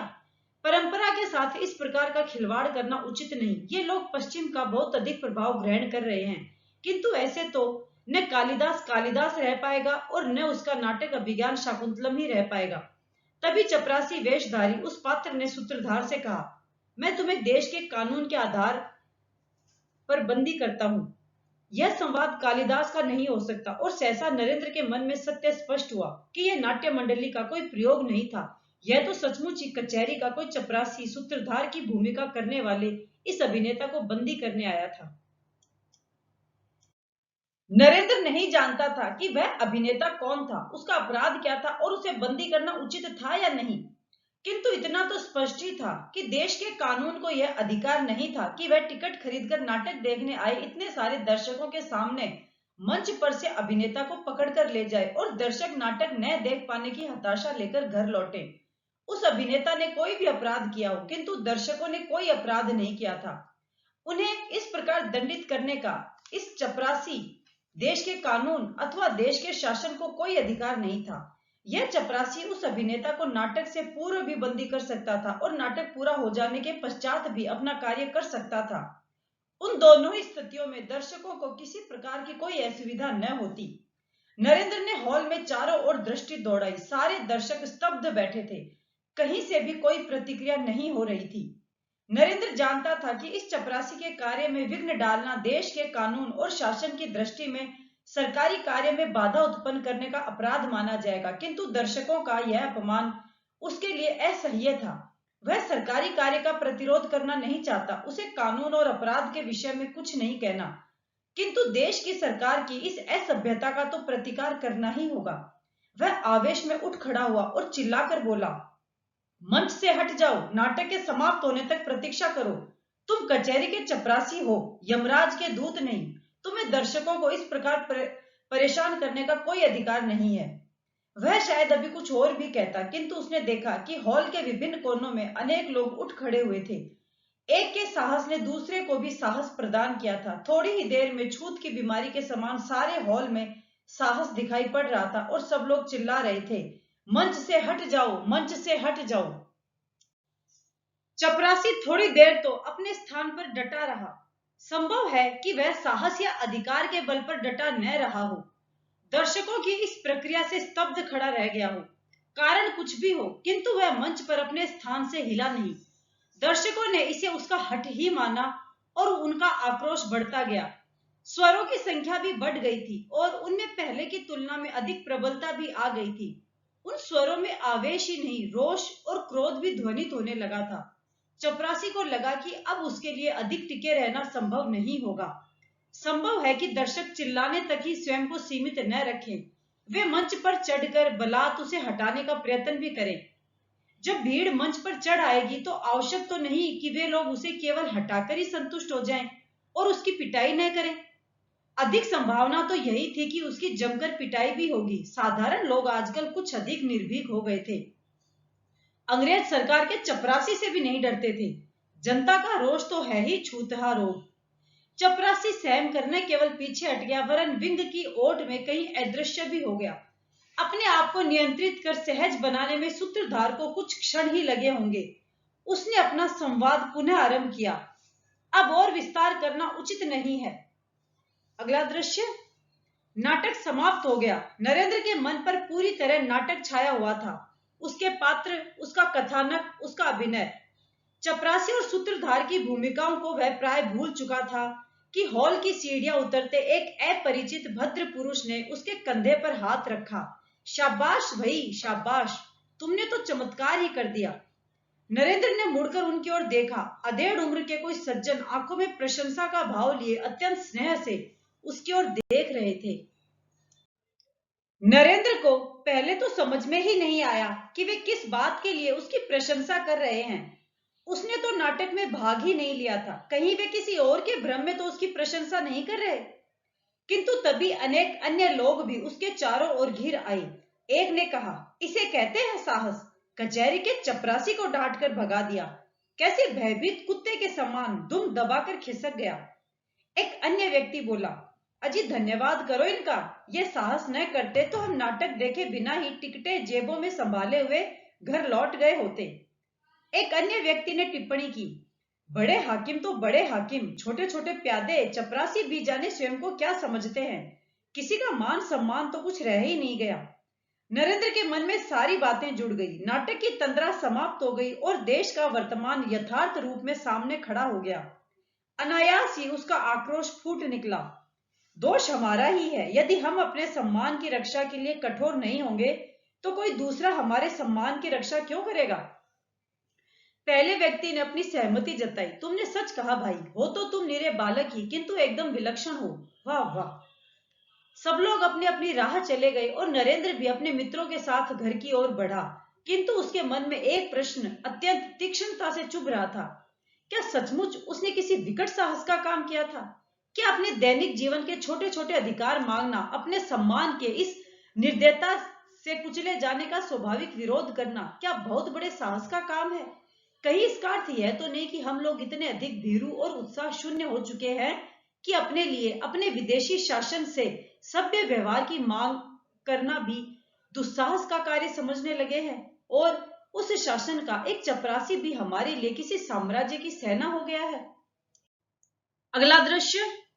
नरेंद्र ने पुस्तक मेज पर रख दी और अपनी आंखें बंद कर ली। उसे लगा कि वह पुस्तक कम पढ़ रहा था। उसके माध्यम से अपने मन में उभर आए प्रश्नों पर मनन ही अधिक कर रहा था। कभी दो चार पंक्तियां पढ़ लेता और कभी पुस्तक को उलटकर रख देता और अपने विचारों में डूब जाता। शायद उसने एकाग्र होकर पुस्तक पढ़नी ही आरंभ नहीं की थी। तभी उसके मित्र धड़धड़ाते हुए कमरे में घुस आए। सबसे पहले गोपू ने उपालंब दिया, अरे नरेंद्र, क्या घर में घुसे बैठे हो? चलो कहीं घूमने चलते हैं। नरेंद्र ने बारी बारी उन सबको देखा, गोपू, नितिन, सूर्यकांति तथा माणिक। वह अपने विचारों के सूत्रों में ऐसा बंधा था जैसे मकड़ी के जाले में मक्खी असहाय हो जाती है। पर शायद उसकी स्थिति मक्खी जैसी नहीं थी, स्वयं मकड़े जैसी थी। वह किसी और के बनाए जाल में फंसा बंधा हुआ नहीं था। वह सारी तो उसकी अपनी सृष्टि थी। वह इन बंधनों को झटक कर तोड़ना नहीं चाहता था, वह एक एक कर उन्हें सुलझाना चाहता था। अलस स्वर में बोला, अरे आए हो तो थोड़ी देर बैठो। सूर्यकांति ने उसकी बाह पकड़ी और जैसे उसे बलात् उठाकर खड़ा कर देगा, बोला, हम बैठने के लिए आए ही नहीं हैं। बाहर निकलो, आजकल तुम बहुत घर गुजरे हो गए हो। तुम्हें मालूम भी है तुम्हारा घोड़ा बंधा बंधा कितना ऊब गया है। वह कह रहा था कि नरेंद्र तो एकदम किताबी कीड़ा हो गया है। अच्छा, वह तुमसे कह रहा था? नरेंद्र मुस्कुराया। मैंने तो उसे गधों से बात करने के लिए मना कर रखा है। अच्छा, मैं गधा ही सही, पर तू घर से तो निकल। सूर्यकांति बिना बुरा माने बोला, आजकल कहीं आता जाता ही नहीं। घर से निकलेगा तो किसी विद्वान का भाषण सुनने या किसी नाटक को देखने के लिए, फिर किसी बंद हॉल में जा घुसेगा। नरेंद्र ने अंगड़ाई ली, जैसे अपना आलस्य झाड़ने का प्रयत्न कर रहा हो, और फिर धीरे से बोला, कुछ ऐसा ही हो गया है मित्र। सहसा ही मेरी सारी रुचियां सिमट कर बौद्धिक जिज्ञासाओं में बदल गई है। उसने रुक कर अपने मित्रों की ओर देखा और बोला, देखो, मैं भारत का इतिहास पढ़ रहा था। मन में अनेक प्रश्न उठते हैं। अरबों ने आक्रमण किया, तुर्कों ने किया, पठानों ने किया, मुगलों ने किया। इन लोगों ने भारत के विभिन्न भागों को जीत लिया और फिर शासन किया। इन 5-6 शताब्दियों तक इस देश में कोई ऐसा राजा नहीं हुआ जो इनसे लोहा ले सकता। क्या ऐसा है कि जो कोई बाहर से आता है वह हमसे वीर होता है? हम लोग वीर नहीं है, या हमें युद्ध विद्या का ज्ञान नहीं है, या कोई और कारण है? ऐसा कैसे हो गया कि बाहर से जो भी आया वह जीतता ही चला गया और भारतीय सेनाएं हारती ही रही? सूर्यकांति जैसे इन प्रश्नों से पहले ही जूझ चुका था, बोला, इतिहास को जरा भी ध्यान से पढ़ो तो स्पष्ट समझ में आता है कि भीतरी गड़बड़ न हो तो बाहरी आक्रांता कभी विजयी नहीं हो सकता। भारतीय राजाओं में बेहद मतभेद थे, जाति को लेकर, संप्रदाय को लेकर, वंश को लेकर और व्यक्तिगत राग द्वेषों को लेकर। इनमें परस्पर एकता होती तो ऐसी वीर जाति कभी हार नहीं सकती थी। नरेंद्र ने उसे देखा, जैसे उसके तर्क पर विचार कर रहा हो, और बोला, एक कारण तो यह दिखाई देता ही है, जब सिकंदर आया था तब भी उत्तरी भारत इसी प्रकार छोटे छोटे राज्यों में विभाजित था और उनमें पर्याप्त राग द्वेष था।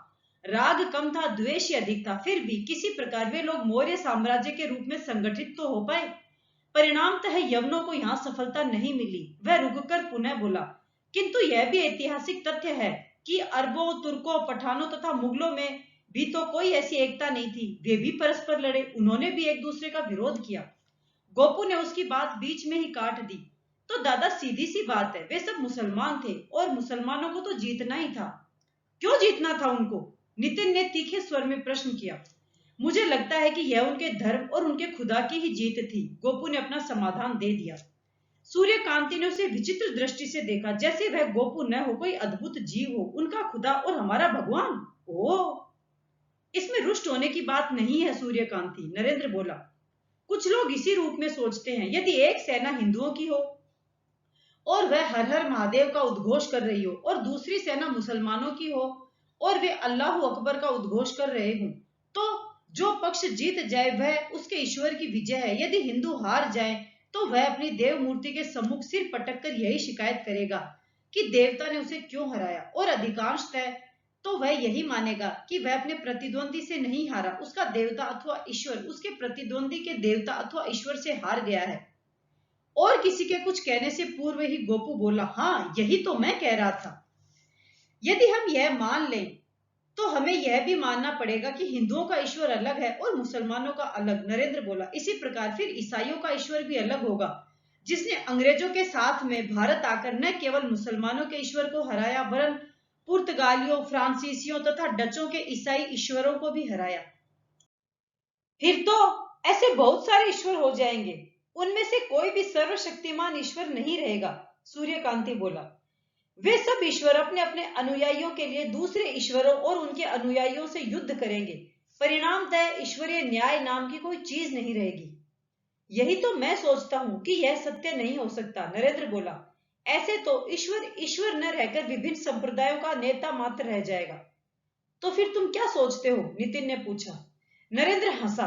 बहुत कुछ सोचता हूं, और फिर जिस किसी निष्कर्ष पर पहुंचता हूं उसे अपने ही तर्कों से काट देता हूं। फिर भी कुछ तो सोचते ही होगे, सूर्यकांति बोला। कुछ निष्कर्ष तो होंगे जो अभी तक तर्कों की धार नहीं चढ़े। हाँ, सोचता तो हूं, नरेंद्र ने उत्तर दिया। कई बार सोचता हूं कि हमारी सीमित दृष्टि और सीमित बुद्धि सारा अनर्थ कर रही है। नरेंद्र चुप हो गया, किंतु और भी कोई कुछ नहीं बोला। सब लोग जिज्ञासा भरी दृष्टि से उसकी ओर देखते रहे। यह तो कुछ ऐसा ही है कि एक पिता के 5 पुत्र हो, किंतु उनका प्रत्येक पुत्र यह मानता हो कि अकेला वही उसका एकमात्र पुत्र है, नरेंद्र चिंतन श्लथ स्वर में बोला।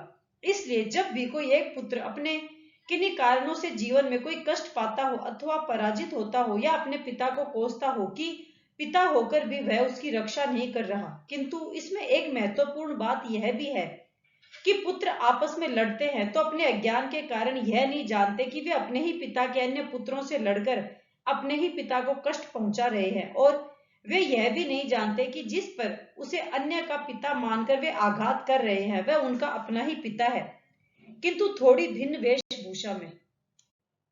शेष तो सब ठीक है, किंतु इसमें सोचने की बात यह है कि यदि मुसलमानों की सृष्टि भी उसी ईश्वर ने की है जिसने हिंदुओं को जन्म दिया है, तो फिर उसने मुसलमानों को भी हिंदुओं जैसा क्यों नहीं बनाया? गोपू बोला। उसने उन्हें अलग भाषा दी, अलग पुस्तक दी, अलग धर्म दिया। उन्हें भी उसने वही सब कुछ क्यों नहीं दिया जो उसने हमें दिया था? इसका एक सीधा सा उत्तर तो यह है, उसकी माया अथवा उसकी लीला। किंतु चिंतन की दृष्टि से तो यह वक्तव्य वैसा ही है कि प्रकृति ने आम और पपीते के वृक्षों को अलग अलग रूप और फल क्यों दिए? यदि उन दोनों वृक्षों की सृष्टि एक ही प्रकृति ने की है तो उसे चाहिए था कि सारे वृक्षों को एक जैसा बनाती और सब पर एक ही फल उत्पन्न करती। नरेंद्र बोला, यह तो ऐसा है कि एक माँ किसी त्योहार पर अनेक प्रकार की मिठाइयां बनाकर रख देती है और उसके पुत्र अपनी अपनी इच्छा तथा रुचि के अनुसार एक एक मिठाई उठा लेते हैं।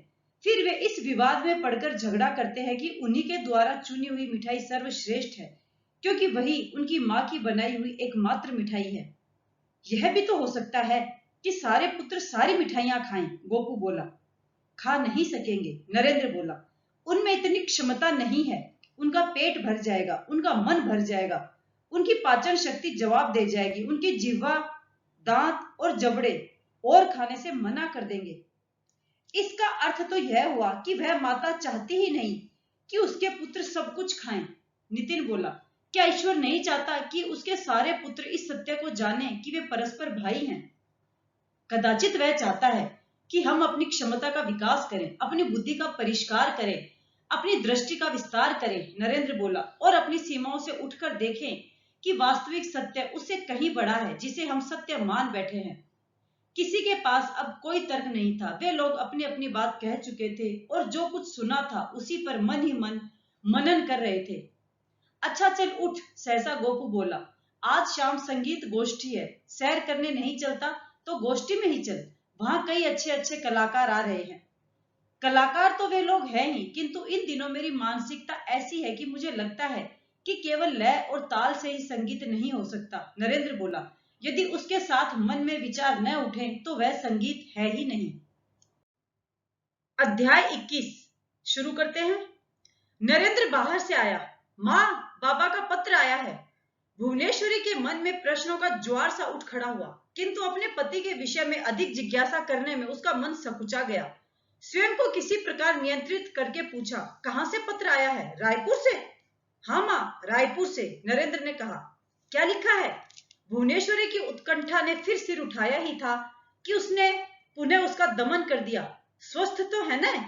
हाँ स्वस्थ हैं। लिखा है रायपुर का काम लंबा है, संभव है उन्हें कई महीने वहां रहना पड़े। उनके बिना हमें यहाँ असुविधा होगी और हमारे बिना उन्हें वहां कठिनाई का अनुभव हो रहा है। नरेंद्र बोला, इसलिए वे चाहते हैं माँ कि हम लोग भी उनके पास रायपुर चले जाए। नरेंद्र ने पत्र माँ की ओर बढ़ा दिया। भुवनेश्वरी ने पत्र पकड़ा नहीं, हाथ के संकेत से कह दिया कि वह उसे अपने पास ही रखे और चिंतापूर्ण स्वर में बोली, हम लोग भी रायपुर चले जाएं। तू जानता भी है कि रायपुर कितनी दूर है, कितनी लंबी यात्रा है? नरेंद्र हंसा। मैं तो नहीं जानता, किंतु बाबा तो जानते हैं ना, उन्होंने ही हमें बुलाया है। भुवनेश्वरी चकित खड़ी उसे देखती रही। नरेंद्र कैसे तो हंसा था, ठीक वैसे ही जैसे स्वयं विश्वनाथ हंसते हैं। एक समर्थ पुरुष की विश्वासपूर्ण हंसी। और फिर जैसे अपने आप से ही बोली, पर मैंने तो सुना है कि न वहां रेलगाड़ी जाती है न नाव। ठीक सुना है माँ, रेलगाड़ी तो यहाँ से इलाहाबाद, इलाहाबाद से जबलपुर और जबलपुर से नागपुर जाती है। नागपुर से रायपुर तक बैलगाड़ी से जाना होगा। नरेंद्र ने बताया, 15 दिनों की यात्रा है बैलगाड़ी की। 15 दिनों की? भुवनेश्वरी के स्वर में विस्मय था। और मार्ग कैसा है रे? सघन वन है माँ, नरेंद्र ने बताया। वन में से ही यात्रा करनी पड़ेगी। और फिर जैसे कुछ सोचकर उसने स्वयं ही जोड़ दिया, सब लोग इसी प्रकार यात्रा करते हैं माँ। भुवनेश्वरी के मन में अनेक प्रश्न थे। इतनी लंबी यात्रा, छोटे छोटे बच्चे, कैसे करेगी वह यात्रा? मार्ग में कहाँ ठहरेंगे? उनकी रक्षा कौन करेगा? उनकी सुविधाओं की ओर कौन ध्यान देगा? व्यवस्था कौन करेगा? अंततः उसने नरेंद्र की ओर देखा। और इस लंबी यात्रा की व्यवस्था कौन करेगा? व्यवस्था तो बाबा वही बैठे हुए कर रहे हैं, बल्कि व्यवस्था तो वे कर ही चुके हैं, नरेंद्र ने बताया। तुम उनका पत्र पढ़ लो तो सारी बात स्पष्ट हो जाएगी। भुवनेश्वरी के मन में जाने कैसा हट आ समाया था। बोली, तूने पत्र पढ़ लिया है न? तू ही बता, क्या व्यवस्था की है उन्होंने? उन्होंने अपने पत्र में लिख दिया है कि कहाँ कौन हमारी अगवानी करेगा और कौन हमारे ठहरने, खाने पीने तथा यात्रा की व्यवस्था करेगा। भुवनेश्वरी चुपचाप उसे देखती रही और उसके पश्चात पति के प्रति आक्रोश व्यक्त करती हुई बोली, और यह सारा दायित्व तुझे सौंपा है उन्होंने? हाँ माँ। क्यों? नरेंद्र हंसा। और किसे सौंपते? भुवनेश्वरी को उसकी हंसी अच्छी नहीं लगी। वह बोली तो उसकी वाणी में रोष था। इतना बड़ा हो गया है तू? नरेंद्र पुनः हंसा। बड़ा तो हो ही गया हूं मां। इस बार भुवनेश्वरी भी हंसी, किंतु स्वयं ही नहीं समझ पाई कि उसके मन में पुत्र के इतने बड़े हो जाने का उल्लास तथा गौरव था, अथवा पुत्र को अनावश्यक रूप से बड़ा मान लिए जाने के कारण पति के प्रति खींच। जितना बड़ा तू हो गया है उतना तो मैं भी देख रही हूं, किंतु तेरे पिता तुझे कुछ अधिक ही बड़ा हो गया मानते हैं। तेरी अवस्था के बच्चे तो अभी माता पिता की अंगुली थामे बिना डग भर भी नहीं चलते। 14 वर्ष का है तू, और तेरे पिता तुझ पर इतना बड़ा दायित्व डाल रहे हैं कि तू अपनी माता और बहन भाई को लेकर इतनी लंबी यात्रा करे। नरेंद्र अपने दायित्व बोध से कुछ और सक्षम हो आया था। बोला, तुम देखना माँ, मैं तुम्हें कोई कष्ट नहीं होने दूंगा। मैं जानती हूँ पुत्र, वह बोली। मैं अपने कष्ट के लिए नहीं, तेरे कष्ट के लिए चिंतित हूँ। कहने को तो भुवनेश्वरी ने कह दिया, किंतु न तो उसके मन की चिंता मिटी और न उसके चेहरे पर ही निश्चिंतता का भाव आया था। तुम चिंतित हो मां? नरेंद्र ने पूछा। तुम्हें क्या मुझ पर विश्वास नहीं है? तुम पर मुझे पूर्ण विश्वास है पुत्र, और तुमसे भी बढ़कर मुझे अपने भगवान पर विश्वास है, भुवनेश्वरी बोली। किंतु चिंता का कारण है? नरेंद्र ने कुछ चकित होकर मां को देखा। मां कभी उसके लिए इस प्रकार रहस्यमयी तो नहीं रही थी। बोलो मां, ऐसी क्या गोपनीय बात है जो तुम मुझसे कहना नहीं चाहती? भुवनेश्वरी प्रयत्न पूर्वक हंसी, जैसे अपनी बात की पृष्ठभूमि तैयार कर रही हो अथवा अपनी बात की गंभीरता को कुछ हल्का करने का प्रयत्न कर रही हो। मैं सोच रही हूं कि क्या मैं भी मान लूं कि तू बड़ा हो गया है, जैसे कि तेरे पिता ने मान लिया है। नरेंद्र हंसा। मान लो मां, मैं सचमुच बड़ा हो गया हूं। भुवनेश्वरी की मुद्रा गंभीर हो गई। कुछ ऐसी बातें होती हैं पुत्र, जिन्हें माता पिता यथासंभव अपने बच्चों से नहीं कहना चाहते। जीवन की कुछ आशंकाएं, कुछ चिंताएं माता पिता नहीं चाहते कि उनके जीवित रहते उनकी संतान को चिंता की तप्त वायु छू भी जाए। उसने नरेंद्र की ओर देखा, जैसे उसकी प्रतिक्रिया जानना चाहती हो, किंतु नरेंद्र ने कुछ नहीं कहा। वह चुपचाप मां के बोलने की प्रतीक्षा करता रहा। भुवनेश्वरी बोली, तुम्हारे पिता यहाँ नहीं है। उन्होंने सबसे बड़े पुत्र के रूप में तुम पर अपना बोझ डाला है। अब उसी रूप में मुझे भी अपना बोझ तुम पर ही डालना होगा। नरेंद्र को पहली बार लगा कि मां सचमुच किसी गंभीर चिंता से ग्रस्त है, कोई ऐसी चिंता जिसका उसे आभास तक नहीं है। नरेंद्र का मन पहली बार इस प्रकार टीसा कि वह समझ पाया कि किस रूप में अपने प्रियजनों की पीड़ा अपनी पीड़ा से भी अधिक कष्टदायक होती है। उसने एक अभिभावक की सी दृष्टि मां पर डाली। बोलो मां, ऐसी कौन सी चिंता है? भुवनेश्वरी खुली। तुम्हारे पिता ने कभी मुझसे कुछ नहीं कहा, किंतु मुझे काली काका के परिवार के लोगों की दृष्टि साफ नहीं लग रही। हम सब यहाँ से चले गए तो पीछे यह सारा मकान उन्हीं के अधिकार में रहेगा। तो क्या हो गया मां? नरेंद्र हंसा। हमारी अनुपस्थिति में कोई इस मकान में रहे तो क्या हानि है? हमारे लौट आने पर कोई हमारा अधिकार छीन थोड़ी सकता है। तुम इतनी आशंकित किस बात से हो? तू भी अपने पिता पर ही गया है पुत्र। लोगों की छोटी मोटी तुच्छता पर न उनकी दृष्टि ठहरती है न तेरी। अच्छा ही है कि तुच्छता तुम लोगों को छूती नहीं। भुवनेश्वरी के स्वर में शिकायत भी थी और प्रशंसा भी। पर मैं जो कुछ देख रही हूं उसकी ओर से अपनी आंखें बंद नहीं कर सकती। तू नहीं जानता कि तेरे काका ने तुम्हारी नाटक मंडली और उसके पश्चात तुम्हारी व्यायामशाला भंग करवाकर क्या प्रमाणित किया। तुम्हारे पिता की कलकत्ता से प्राय अनुपस्थिति के कारण उनका साहस जैसे बढ़ता जा रहा है। वह सब मेरे लिए बहुत असुविधाजनक है। नरेंद्र कुछ सोचता हुआ बोला, बहुत संभव है मां कि पिताजी ने इसीलिए हमें रायपुर बुला लिया हो कि उनकी अनुपस्थिति में हमें कोई असुविधा न हो। भुवनेश्वरी ने ध्यान से पुत्र को देखा। संभव है ऐसा ही हो। अच्छा चलो, जो प्रभु की इच्छा। मेरी चिंता से न यह संसार चक्र थमेगा न लोगों की प्रकृति बदलेगी और न हमारा भाग्य ही बदलेगा। भुवनेश्वरी ने जैसे अकस्मात ही अपनी सारी चिंताओं की गठरी समेटने का निश्चय कर लिया था। अगला दृश्य, यात्रा की तैयारियां आरंभ हो गई। विश्वनाथ को समाचार भेज दिया गया कि वे लोग आ रहे हैं। उनकी ओर से भी सूचनाएं और हिदायतें निरंतर आ रही थी। भुवनेश्वरी को बहुत सारी तैयारियां करनी थी और उन तैयारियों का माध्यम था नरेंद्र। यात्रा में क्या चाहिए था, रायपुर पहुंचते ही किन किन वस्तुओं की आवश्यकता होगी, उन सब के विषय में अच्छी तरह सोच विचार कर उनकी व्यवस्था करनी थी। कुछ वस्तुएं बाजार से खरीदनी थी, कुछ घर से ही निकालनी थी और फिर उन्हें इस प्रकार अपने साथ ले जाने की व्यवस्था करनी थी कि उनके कारण न तो यात्रा में असुविधा हो और न ही इस परिवहन में उनको किसी प्रकार की क्षति पहुंचे। इतना ही नहीं, जो चीजें पीछे छोड़कर जानी थी उनको भी ऐसे ही नहीं छोड़ा जा सकता था। कहीं ऐसा न हो कि जब वे लोग लौट कर आए तो पीछे छोड़ी गई चीजें टूटी हुई मिले या प्राप्ति न हो पाए। उन सबको संभाल कर सहेज कर रख कर जाना था। भुवनेश्वरी नरेंद्र की सहायता से इन सब कामों में लगी रही। सारे कमरों का सामान सहेज समेटकर 2-3 कमरों में बंद कर उन्हें ताला लगाया और तब अपने सामान सहित वे लोग बग्घी में बैठे। हावड़ा से रेलगाड़ी पकड़ी और इलाहाबाद से जबलपुर जाकर जबलपुर से नागपुर। विश्वनाथ ने हर प्रकार की व्यवस्था कर रखी थी। उन्हें कहीं भी यह नहीं लगा कि उनका कोई सहायक नहीं है अथवा उचित रूप में उनका मार्ग निर्देशन नहीं हुआ है। नागपुर के स्टेशन पर विश्वनाथ के कुछ लोग उनकी अगवानी करने के लिए आए हुए थे। उन लोगों ने सामान ढोकर बैलगाड़ियों में लगाया। कई बैलगाड़ियां थी, कुछ उनकी यात्रा के लिए और कुछ सामान ढोने के लिए। कुछ बैलगाड़ियों में वह सामान रखा गया जो भुवनेश्वरी अपने साथ कलकत्ता से लाई थी और वह रायपुर पहुंचकर ही खुलना था, तथा कुछ बैलगाड़ियों में वह सामान था जिसकी उन्हें यात्रा के दौरान आवश्यकता थी। बैलगाड़ियां सुखद और सुविधाजनक थी, सिवाय इसके कि बैलों द्वारा खींची जाने के कारण वे रेलगाड़ी की गति से नहीं चल सकती थी। भुवनेश्वरी ने महसूस किया कि विश्वनाथ चाहे उन लोगों के साथ नहीं थे, किंतु रायपुर में बैठे हुए भी उन्होंने उन लोगों की यात्रा को सुविधाजनक बनाने के लिए कोई कोर कसर नहीं छोड़ी थी।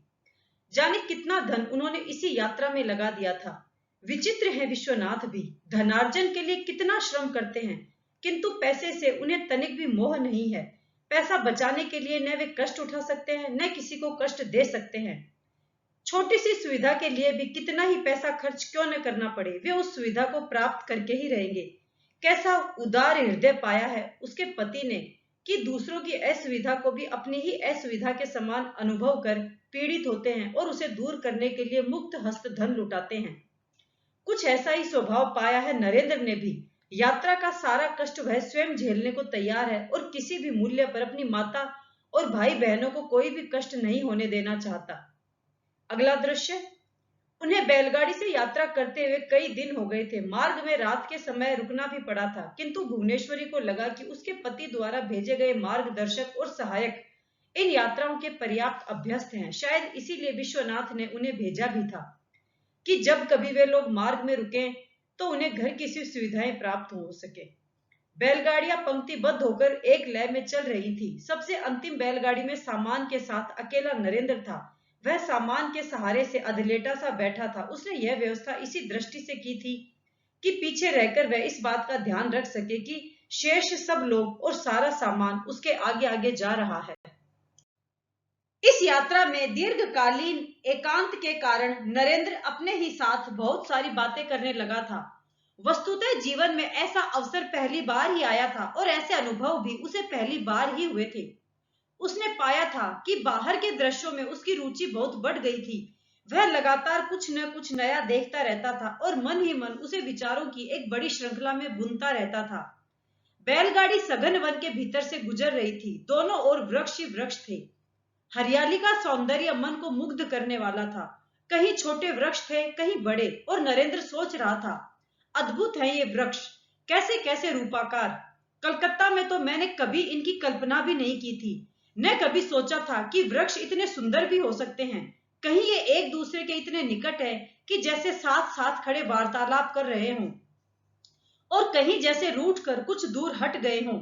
जहां लताएं भी हैं वहां तो लगता है कि जैसे स्वर्ग से उन वृक्षों पर भगवत कृपा का आवरण आ पड़ा है, और ये लंबे लंबे ऊंचे वृक्ष जैसे स्वर्ग तक की सीढ़ी हो। ओह, कैसे कैसे जीव जंतु हैं यहाँ, और ये पक्षी, इनका संगीत? कैसे कैसे रंग बिरंगे पक्षी मैंने भी पाले हैं, किंतु ऐसा तो उनमें से एक भी नहीं था। एक पक्षी हाथ में आ जाए तो मनुष्य उसके रंगों को निरखता ही रह जाए। उसकी आकृति और उसकी कंठ ध्वनि, कौन सृष्टा है उनका? क्या मनुष्य के पास इस कारीगरी का एक अंश भी है? कहीं से आकाश दिखाई देता है तो कैसे प्यारे रंग छिटके होते हैं उस पर। संसार का अद्भुत से अद्भुत चित्रकार सारा जीवन श्रम करके भी उनमें से एक रंग को भी नहीं पा सकता, और कहीं से प्रकाश वृक्षों के बीच से छनकर आ रहा है तो जैसे अंधकार और प्रकाश का कोई अद्भुत अलौकिक खेल आरंभ हो जाता है। बैलगाड़ियां विंध्य क्षेत्र की छोटी बड़ी पहाड़ियों के मध्य के मार्ग से गुजर रही थी। पहाड़ कहीं ऊंचे थे, कहीं नीचे, कहीं गलबाही दिए हुए और कहीं एक दूसरे से उचित दूरी बनाए हुए। सहसा नरेंद्र की दृष्टि दो ऊंची चट्टानों पर पड़ी जो एक दूसरे की ओर झुककर जैसे आलिंगन कर रही थीं। एक चट्टान की लंबी सी दरार में मधुमक्खियों का एक विराट छत्ता था और लाखों की संख्या में मधुमक्खियां उसमें भनभना रही थी। मैं श्रोताओं को बता दूं कि इस समय स्वामी जी की यात्रा का जो वृतांत आप सुन रहे हैं, इसके बारे में स्वामी विवेकानंद की आत्मकथा के भाग 1 में भी बताया गया है। कहने का तात्पर्य है कि पुस्तक में लिखित घटनाएं मन गढ़ंत बिल्कुल भी नहीं है। तोड़ो कारा तोड़ो नामक जो पुस्तक आप अभी सुन रहे हैं, इसके लेखक श्रीमान नरेंद्र कोहली पद्मश्री पुरस्कार प्राप्त कर चुके हैं। इनकी लिखी पुस्तकों के बारे में जाना जाता है कि ये घटनाओं से किसी भी प्रकार की छेड़छाड़ नहीं करते। शुरू करते हैं। अद्भुत, अद्भुत, ऐसा दृश्य तो मैंने आज तक नहीं देखा। नरेंद्र ने सोचा, यह तो जैसे मधुमक्खियों का साम्राज्य बसा हुआ है। और कैसा अद्भुत स्थान खोज निकाला है उन्होंने, जैसे हिमालय की सुरक्षापूर्ण छाया में किसी ने भारतवर्ष बसाया हो।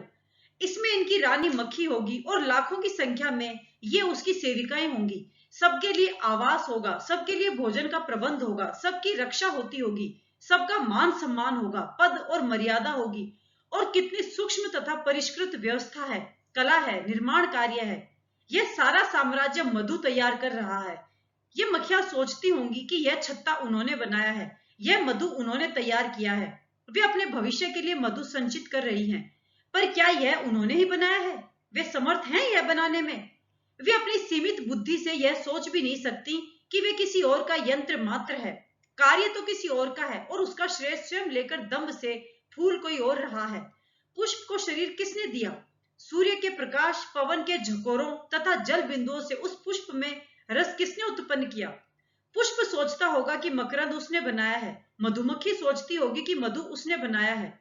और अभी कोई मनुष्य इस छत्ते को उतार कर उसमें से मधु निकाल लेगा तो शीशियां भरते हुए स्वयं को मधु का निर्माता समझने लगेगा। उपकरण अपने आप को निर्माता क्यों समझने लगता है?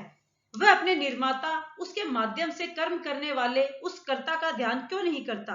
अहंकार के कारण? नहीं, यह अहंकार भी नहीं है, यह तो चोरी है। दूसरों की कृति को अपने नाम से प्रकाशित करना, दूसरे के कर्म का यश स्वयं लेना और इस पर विश्वास करना कि वह सचमुच हमारी ही उपलब्धि है, हमारी अपनी सृष्टि है। मैं अपने सृष्टा के बहुत सीमित रूप को देख रहा हूं, नरेंद्र सोचता चला गया। मेरी दृष्टि ही बहुत सीमित और संकीर्ण है। मधुमक्खियां, उनका छत्ता और मधु ही तो उस सृष्टा की शक्ति की चरम सीमा नहीं है। उसने इस प्रकार के करोड़ों जीव जंतु बनाए हैं, उसने करोड़ों ब्रह्मांड बनाए हैं और एक एक ब्रह्मांड में करोड़ों ग्रह उपग्रह हैं। प्रत्येक ग्रह उपग्रह में ऐसी करोड़ों चमत्कारिक सृष्टियां हैं। मैं तो कल्पना भी नहीं कर सकता कि उसकी शक्ति और उसके सामर्थ्य की सीमा क्या है। उसके विषय में जानने के प्रयत्न में सोचने से मस्तक फटने लगता है। उसके विषय में जानना संभव नहीं है। उसके सम्मुख तो मस्तक झुकाया ही जा सकता है।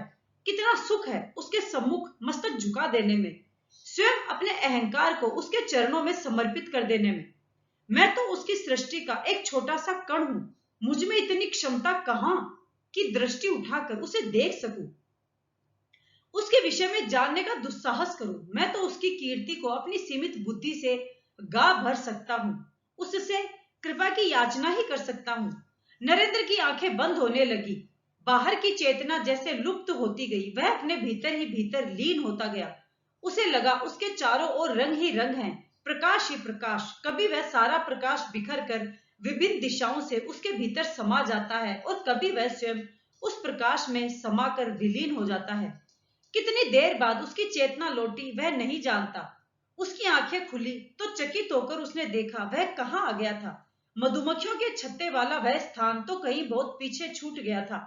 उसे क्या हो गया था? उसने जो रंग और दृश्य देखे थे वे क्या थे? हे प्रभु, क्या तुम मेरे पास आए थे मेरे प्रभु?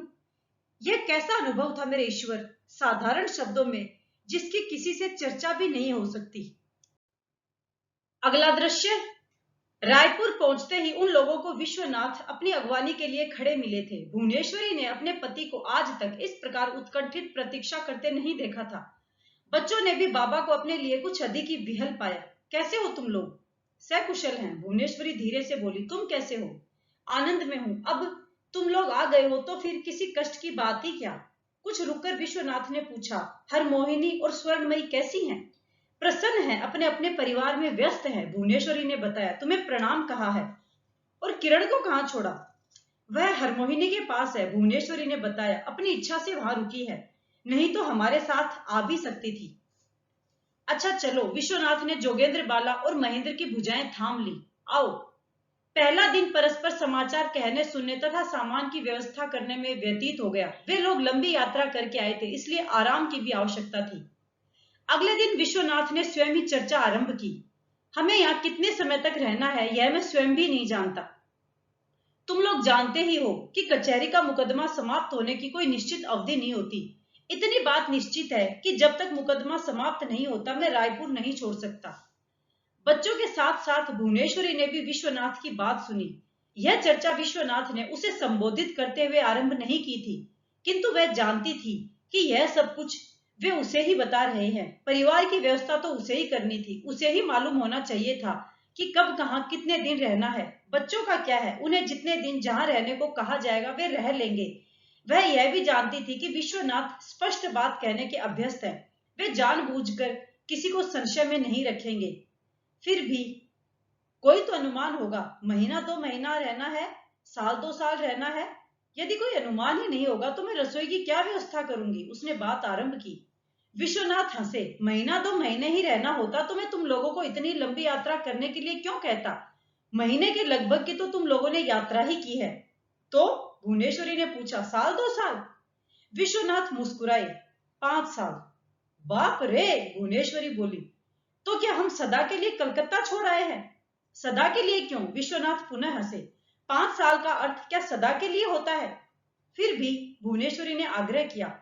हो सकता है कि जल्दी ही निपटारा हो जाए, विश्वनाथ बोले। वैसे तुम लोग निश्चिंत होकर यहाँ तब तक रहो जब तक कि यहाँ से चलने की सूचना नहीं दी जाती। तुम लोगों को किसी प्रकार का कोई कष्ट नहीं होगा।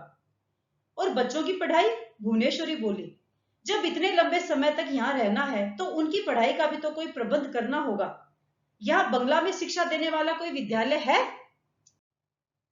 विश्वनाथ कुछ चिंतनशील हो गए। बच्चों को बिना शिक्षा के तो नहीं रहना है, और यहाँ बंगला विद्यालय की तो बात ही क्या, किसी भी प्रकार का कोई विद्यालय अथवा कॉलेज नहीं है। इसलिए बच्चे घर में ही स्वाध्याय करें, स्व शिक्षण करें। पुस्तकें सब उपलब्ध हो जाएंगी। यहाँ कलकत्ता जैसी सामाजिक गतिविधि भी नहीं है, इसलिए स्वाध्याय में विघ्न बाधा भी कम ही होगी। वे खूब पढ़ें। नरेंद्र को कुछ मैं पढ़ा दिया करूंगा, कुछ वह स्वयं पढ़ लिया करेगा। जोगेंद्र बाला और महेंद्र को तुम और नरेंद्र मिलकर पढ़ा दिया करना। नरेंद्र को पिता की यह योजना अत्यंत रोचक लगी। यह तो परिवार का ही विद्यालय हो गया। सब लोग स्वयं शिक्षक भी थे और एक दूसरे के अध्यापक भी। घर और विद्यालय में कोई भेद ही नहीं था। उसे लगा कि प्राचीन काल में कदाचित गुरुकुल भी ऐसे ही रहे होंगे, जहां एक परिवार के समान रहकर लोग स्वयं अपने आप को तथा एक दूसरे को शिक्षित करते रहे होंगे। किस किस कक्षा की पढ़ाई होगी? नरेंद्र ने पूछा। विश्वनाथ ने अपनी आंखों में एक अनिश्चय लिए हुए उसकी ओर देखा। कक्षा? तुम लोग निर्बंध अध्ययन करो। कक्षा का कोई बंधन नहीं है। कक्षा होती है क्योंकि बच्चों के एक समूह को एक साथ पढ़ाना होता है। अकेले आदमी को कक्षा की क्या आवश्यकता? जितना समझ में आ जाए उससे आगे पढ़ो। अपने आनंद के लिए पढ़ो, अपने ज्ञान के लिए पढ़ो। शिक्षा तो प्रेरणा में है, आरोपण में नहीं। नरेंद्र को पिता की यह योजना बहुत भाई। कक्षा के पाठ्यक्रम और परीक्षा की दृष्टि से किसी के सम्मुख अपनी योग्यता प्रमाणित करने के लिए पढ़ना उसे कभी भी बहुत स्पृहणीय नहीं लगा था, किंतु स्वांतः सुखाय पढ़ना, अपनी प्रेरणा से पढ़ना, अपनी समस्याओं और अपने प्रश्नों के समाधान के लिए पढ़ना सचमुच आह्लादकारी था। यदि व्यक्ति प्रतिदिन अपने से ही कुछ बड़ा नहीं हो जाता तो कक्षाएं चढ़ते जाना क्या सुख दे सकता है? अगला दृश्य, विश्वनाथ बहुत आदर पूर्वक एक अपरिचित व्यक्ति को अपने साथ लेकर आए और उन्हें अत्यंत सत्कार पूर्वक बैठक में बैठाकर भीतर पहुंचे। घोष बाबू आए हैं। उन्होंने भुवनेश्वरी से कहा, बांग्ला के प्रकांड पंडित हैं, कुछ मिठाई भिजवा दो और हाँ, नरेंद्र को भी भेज दो। ऐसे विद्वानों की संगति में बैठेगा तो कुछ सीखेगा ही। ऊंट पहाड़ के नीचे आता है तो ही उसे अपनी वास्तविक ऊंचाई का ज्ञान होता है। नरेंद्र को भी अनुमान होगा कि उसके स्वाध्याय ने कहां तक उसका विकास किया है। विश्वनाथ बैठक में लौट आए। कहिए, जीवन कैसा चल रहा है घोष बाबू? इधर बहुत दिनों से आप किसी संगीत गोष्ठी में भी दिखाई नहीं दिए।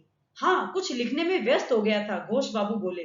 घर से निकलना ही बहुत कम हो गया था। कम क्या, समझिए समाप्ति हो गया था। नहीं तो मैं और संगीत गोष्ठी में न जाऊं। तभी नरेंद्र कमरे में आया और घोष बाबू को प्रणाम कर एक और बैठ गया। घोष बाबू से उसका परिचय नहीं था, न ही कभी उसने उनका नाम सुना था। फिर भी जाने क्यों पिताजी चाहते थे कि वह उनके पास बैठे। यह मेरा बड़ा पुत्र है नरेंद्र, विश्वनाथ ने परिचय कराया।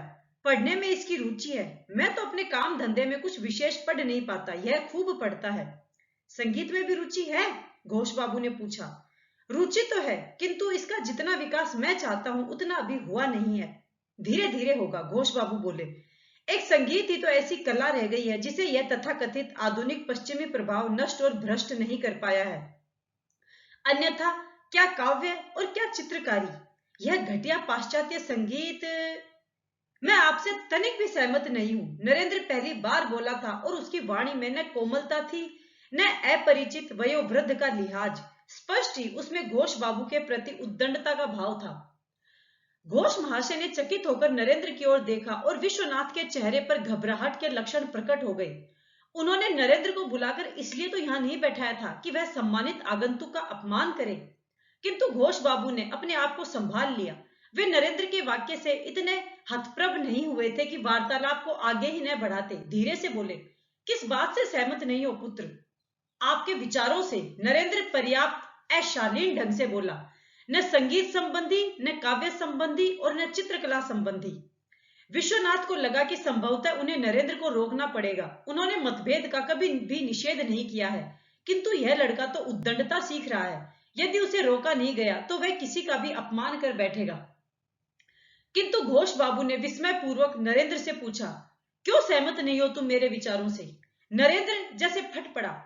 पाश्चात्य संगीत घटिया नहीं है, वह उत्कृष्ट संगीत है। उसमें गीत माधुरी और लय उस चरम सीमा को प्राप्त हो चुकी है जो हमारे संगीत में नहीं है।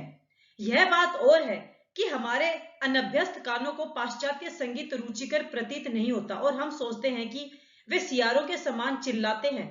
पहले मेरा भी यही विचार था, पर जब मैंने उनके संगीत को ध्यानपूर्वक सुनना शुरू किया और शास्त्र का अध्ययन किया तो प्रशंसा किए बिना नहीं रह सका। सभी कलाओं का यही हाल है।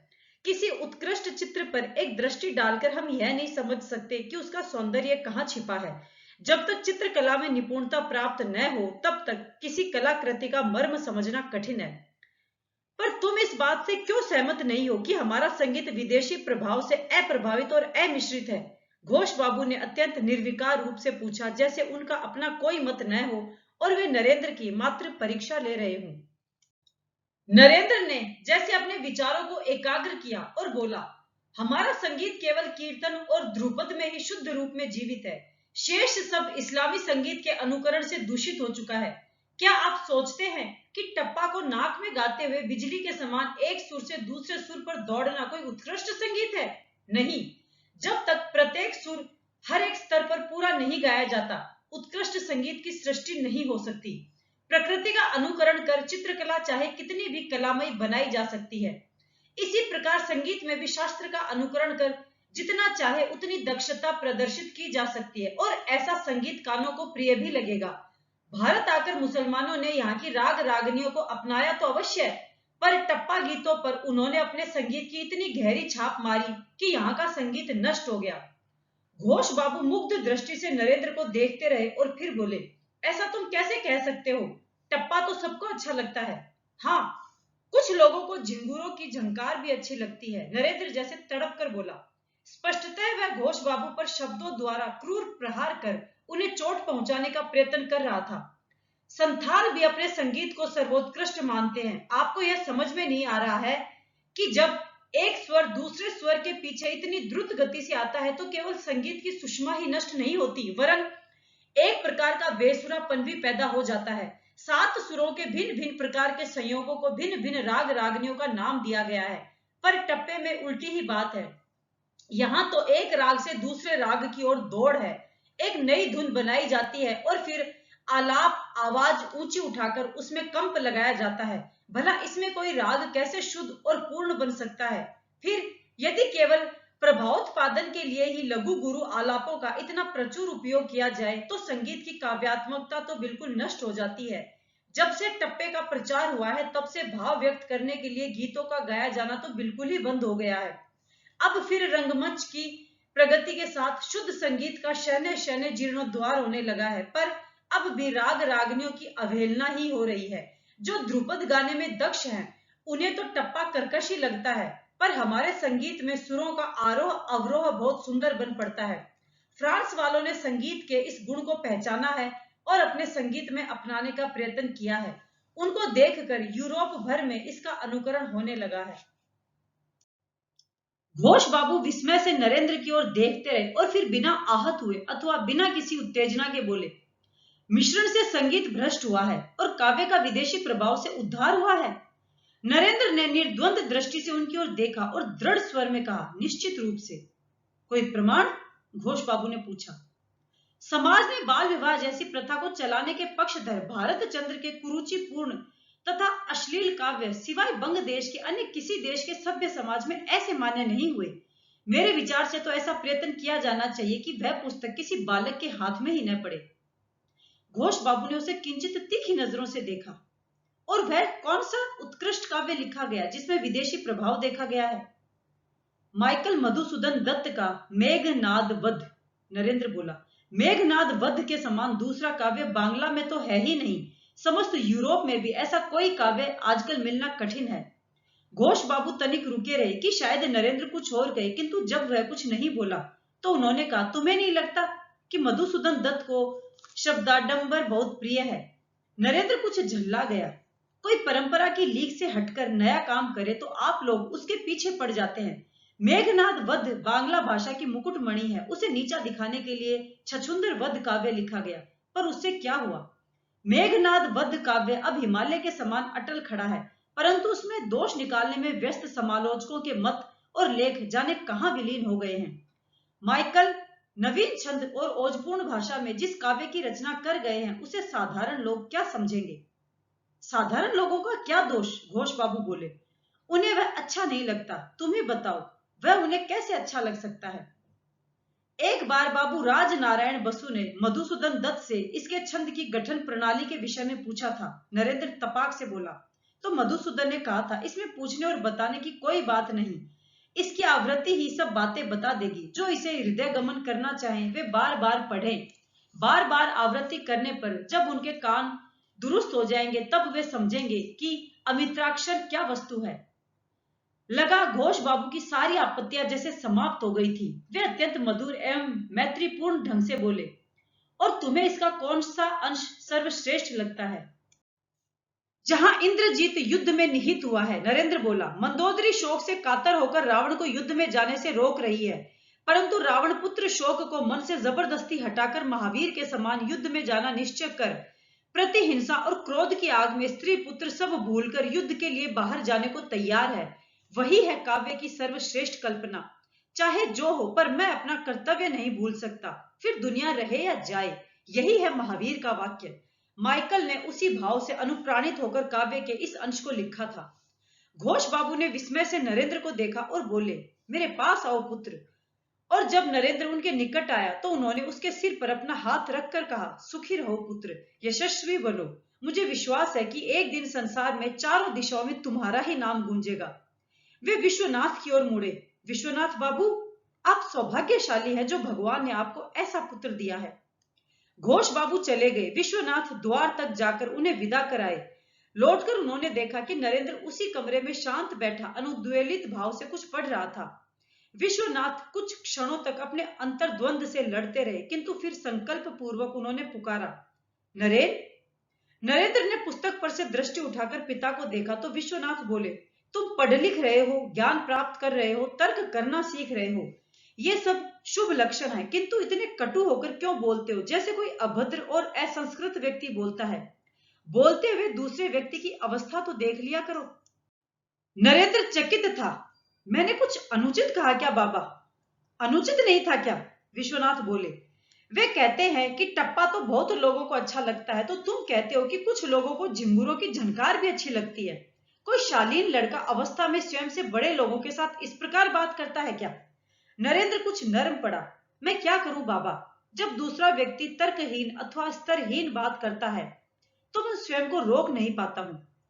किंतु स्वयं को संयत रखना तो सीखना चाहिए न, विश्वनाथ ने कहा और भीतर चले गए। भुवनेश्वरी भीतर के कमरे से विश्वनाथ के खींचे हुए स्वर को सुन रही थी। वे भीतर गए तो उसने पूछा, क्या हुआ? नरेन को डांट क्यों रहे हो? क्या करूं, अपनी बौद्धिक क्षमता का अपमान होने पर यह नरेन न बड़ा देखता है न छोटा। विश्वनाथ बोले, पहले भी मैंने इसे समझाया था, यह बहुत तीखा बोलता है। दूसरा व्यक्ति ही न लड़े तो न लड़े, यह तो अपनी ओर से कोई कसर नहीं छोड़ता।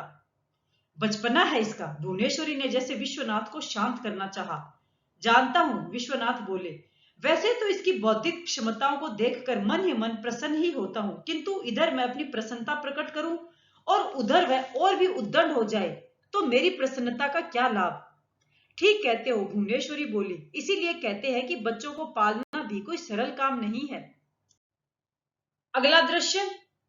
विश्वनाथ कचहरी से लौटे तो मुंह हाथ धोकर बाहर बरामदे में आ बैठे और फिर उन्होंने पुकार कर भुवनेश्वरी से पूछा, नरेंद्र कहाँ है? अपने कमरे में पढ़ रहा होगा। भुवनेश्वरी बोली, कोई काम था क्या? अरे हर समय कोई काम ही होता है क्या? विश्वनाथ आज उत्फुल्ल मुद्रा में थे। उसे कहो हर समय पढ़ते ही नहीं रहना चाहिए, बहुत पढ़ने से भी आदमी बौरा जाता है। उसे भेजो यहाँ। तुम भी विचित्र हो, भुवनेश्वरी बोली। जिनके बच्चे पढ़ते नहीं है वे उन्हें पढ़ने के लिए प्रेरित करते हैं, और तुम हो कि पढ़ते हुए बच्चे को भी निर्विघ्न नहीं चलने देते। अरे बुलाओ उसको, विश्वनाथ बोले। जब तक यहाँ है थोड़ा बहुत अवकाश मिल जाता है तो बच्चों के साथ समय बिताया जा सकता है। एक बार कलकत्ता पहुंच गए तो एकदम समय नहीं मिलेगा, तब या तो कचहरी होगी या मुवक्किल। रायपुर के प्रवास को तो तुम सैर सपाटा ही समझो। भुवनेश्वरी ने भीतर जाकर नरेंद्र को भेज दिया। नरेंद्र पुस्तक हाथ में लिए विश्वनाथ के पास आया तो वे बोले, इस पुस्तक को बंद करके कहीं रख दो। क्यों बाबा? नरेंद्र ने हैरान होकर पूछा। अरे कुछ जीवन से भी सीखो। विश्वनाथ हंसे। कभी कभी जीवन पुस्तकों से भी कुछ अधिक ही सिखाता है। नरेंद्र की दृष्टि में आश्चर्य था। जीवन से क्या सीखना है मुझे? मेरा तात्पर्य है कि इस प्रकार आदेश पर भी जीवन कभी कुछ सिखाता है क्या? विश्वनाथ बोले, जीवन नहीं सिखाता, जीवन का अनुभव सिखाता है, और मैं हूं जीवन का भरपूर अनुभव। जाओ शतरंज उठा लाओ, मैं तुम्हें शतरंज सिखाऊंगा। शतरंज खेलने के लिए मन मचल रहा होगा, साथी कोई मिला नहीं होगा। अब नरेंद्र को फांसने के लिए दर्शन भगा रहे हैं, भुवनेश्वरी ने टिप्पणी की। तुम यह सब समझ नहीं पाओगी। विश्वनाथ उसके परिहास को पूर्णतः टाल गए। जाओ नरेंद्र, शतरंज लाओ। नरेंद्र शतरंज ले आया। विश्वनाथ काफी देर तक नरेंद्र को शतरंज के नियम समझाते रहे और तब उन्होंने खेल आरंभ किया। नरेंद्र को भी खेल में रस आने लगा था, जैसे कोई सेनापति अपनी सेनाओं के मोर्चे बांध रहा हो। उसने तभी मन ही मन तय किया कि वह यह खेल जोगेंद्र बाला और महेंद्र को भी सिखाएगा। अगले दिन कचहरी की छुट्टी थी। नरेंद्र ने संकेत में पिता से पूछा कि क्या वे शतरंज खेलना पसंद करेंगे, तो विश्वनाथ ठठाकर हंस पड़े। लगता है कि तुम्हें भी शतरंज का चस्का लग गया है। नहीं, वह तो ऐसे ही, नरेंद्र बोला। मैंने सोचा आज आप घर पर है तो अभ्यास हो जाएगा, अन्यथा मैं किसके साथ खेलकर अपनी दक्षता बढ़ाऊंगा। बात तो तुमने ठीक कही है, विश्वनाथ बोले, किंतु सुबह सुबह शतरंज पर नहीं बैठ जाना चाहिए, अन्यथा इसी में शाम हो जाएगी। आओ आज मैं तुम्हारा संगीत का अभ्यास करवाऊं, मुझे भी तो पता चले कि तुम कैसा गाते हो। नरेंद्र को इसमें भी उतनी ही प्रसन्नता थी। वह तत्परता से हारमोनियम और तबले उठा लाया। विश्वनाथ ने जब बैठकर गाना आरंभ किया तो नरेंद्र को लगा कि उसके पिता जैसे कोई दूसरे ही व्यक्ति हो गए हों। वैसे रायपुर में उसने अपने पिता के जिस रूप को देखा था वह सचमुच ही कलकत्ते वाले रूप से बहुत भिन्न था। नरेंद्र के प्रति वैसे तो उनका व्यवहार सदा ही मैत्रीपूर्ण रहा था, किंतु रायपुर में वे कुछ अधिक ही उन्मुक्त हो गए थे। या शायद नरेंद्र ही पहले से कुछ इतना बड़ा हो गया था कि वह उन्हें मित्र जैसा लगने लगा था। विश्वनाथ ने अपना स्वर रोककर कहा, मेरे साथ गाओ बिलेह मोशाय, और उन्होंने पुनः गाना आरंभ किया। विश्वनाथ और नरेंद्र द्वारा गाया गया भजन श्रोतागण अपने मोबाइल की स्क्रीन पर देख सकते हैं। हम आगे शुरू करते हैं। भजन समाप्त हुआ तो नरेंद्र बोला, आपका स्वर तो बहुत सधा हुआ है बाबा। विश्वनाथ हंसे, यदि मेरे स्वर को सधा हुआ मानोगे तो संगीत में कोई विशेष उन्नति नहीं करोगे। मैंने न तो ढंग से संगीत की शिक्षा पाई है और न ही मेरे पास अभ्यास का कभी समय रहा है। मैं चाहता हूं कि तुम्हें संगीत की उत्तम शिक्षा मिले और तुम अभ्यास भी जमकर करो ताकि देश के शीर्षस्थ गायक बन सको। विश्वनाथ रुककर शून्य में देखते रहे जैसे कहीं और खो गए हों और फिर बोले, सत्य तो यह है पुत्र कि मैंने पिता का सुख नहीं पाया। तुम जानते हो मेरे पिता जन्म के पश्चात ही गृह त्याग कर सन्यासी हो गए थे। शायद मेरे मन में कहीं गहरे यह बात बैठी है कि मैं तुम लोगों को जितना अधिक सुख दे सकूं वह दूं, किंतु यह सुख सुविधा तुम लोगों के विकास के लिए है, भोग के लिए नहीं। सहसा विश्वनाथ उठ खड़े हुए और उन्होंने अपने आप को सायास बदल लिया। बोले, जाओ माँ से कह दो कि आज उन्हें खाना नहीं पकाना होगा, खाना मैं पकाऊंगा और तुम मेरी सहायता करोगे, या यूं समझ लो कि तुम्हें खाना पकाना सिखाऊंगा। नरेंद्र माँ को सूचना देने चला गया और विश्वनाथ रसोई में आ गए। उन्होंने नौकर को भी बाहर निकाल दिया और पकाने की व्यवस्था में लग गए। नरेंद्र लौटा तो विश्वनाथ ने उसे समझाया कि मछली साफ कैसे की जाती है, उसे चीरा कैसे जाता है, उसके टुकड़े कैसे किए जाते हैं और फिर उसका झोल कैसे बनाया जाता है। उस दिन नरेंद्र खाने बैठा तो भोजन का स्वाद ही कुछ और था। वह समझ नहीं पाया कि यह भोजन केवल भिन्नता के कारण ही अधिक स्वादिष्ट लग रहा है या सचमुच ही बाबा माँ से भी अच्छे पाक शास्त्री हैं। नरेंद्र को यह भी लगा कि यह एक उपयोगी कला है जिसे सीख लेना प्रत्येक व्यक्ति के लिए लाभदायक हो सकता है। पिता ने यदि अपनी वकालत के साथ साथी से सीखा है तो नरेंद्र के पास तो उनसे कहीं अधिक समय है। आज का वीडियो पूरा हुआ। मैं श्रोताओं से कहना चाहती हूँ कि इस चैनल पर अब आपको शॉर्ट वीडियो भी उपलब्ध है, आप चाहें तो सुन सकते हैं। और यदि आपको यह पुस्तक पसंद आ रही है तो कृपया अपने उन दोस्तों और रिश्तेदारों में भी इस वीडियो को अवश्य शेयर करें जो स्वामी विवेकानंद के बारे में और अधिक जानना चाहते हैं। तो मिलते हैं बहुत ही जल्दी इसके अगले भाग में। तब तक के लिए स्वामी विवेकानंद के चरणों में प्रणाम करते हुए जय हिंद।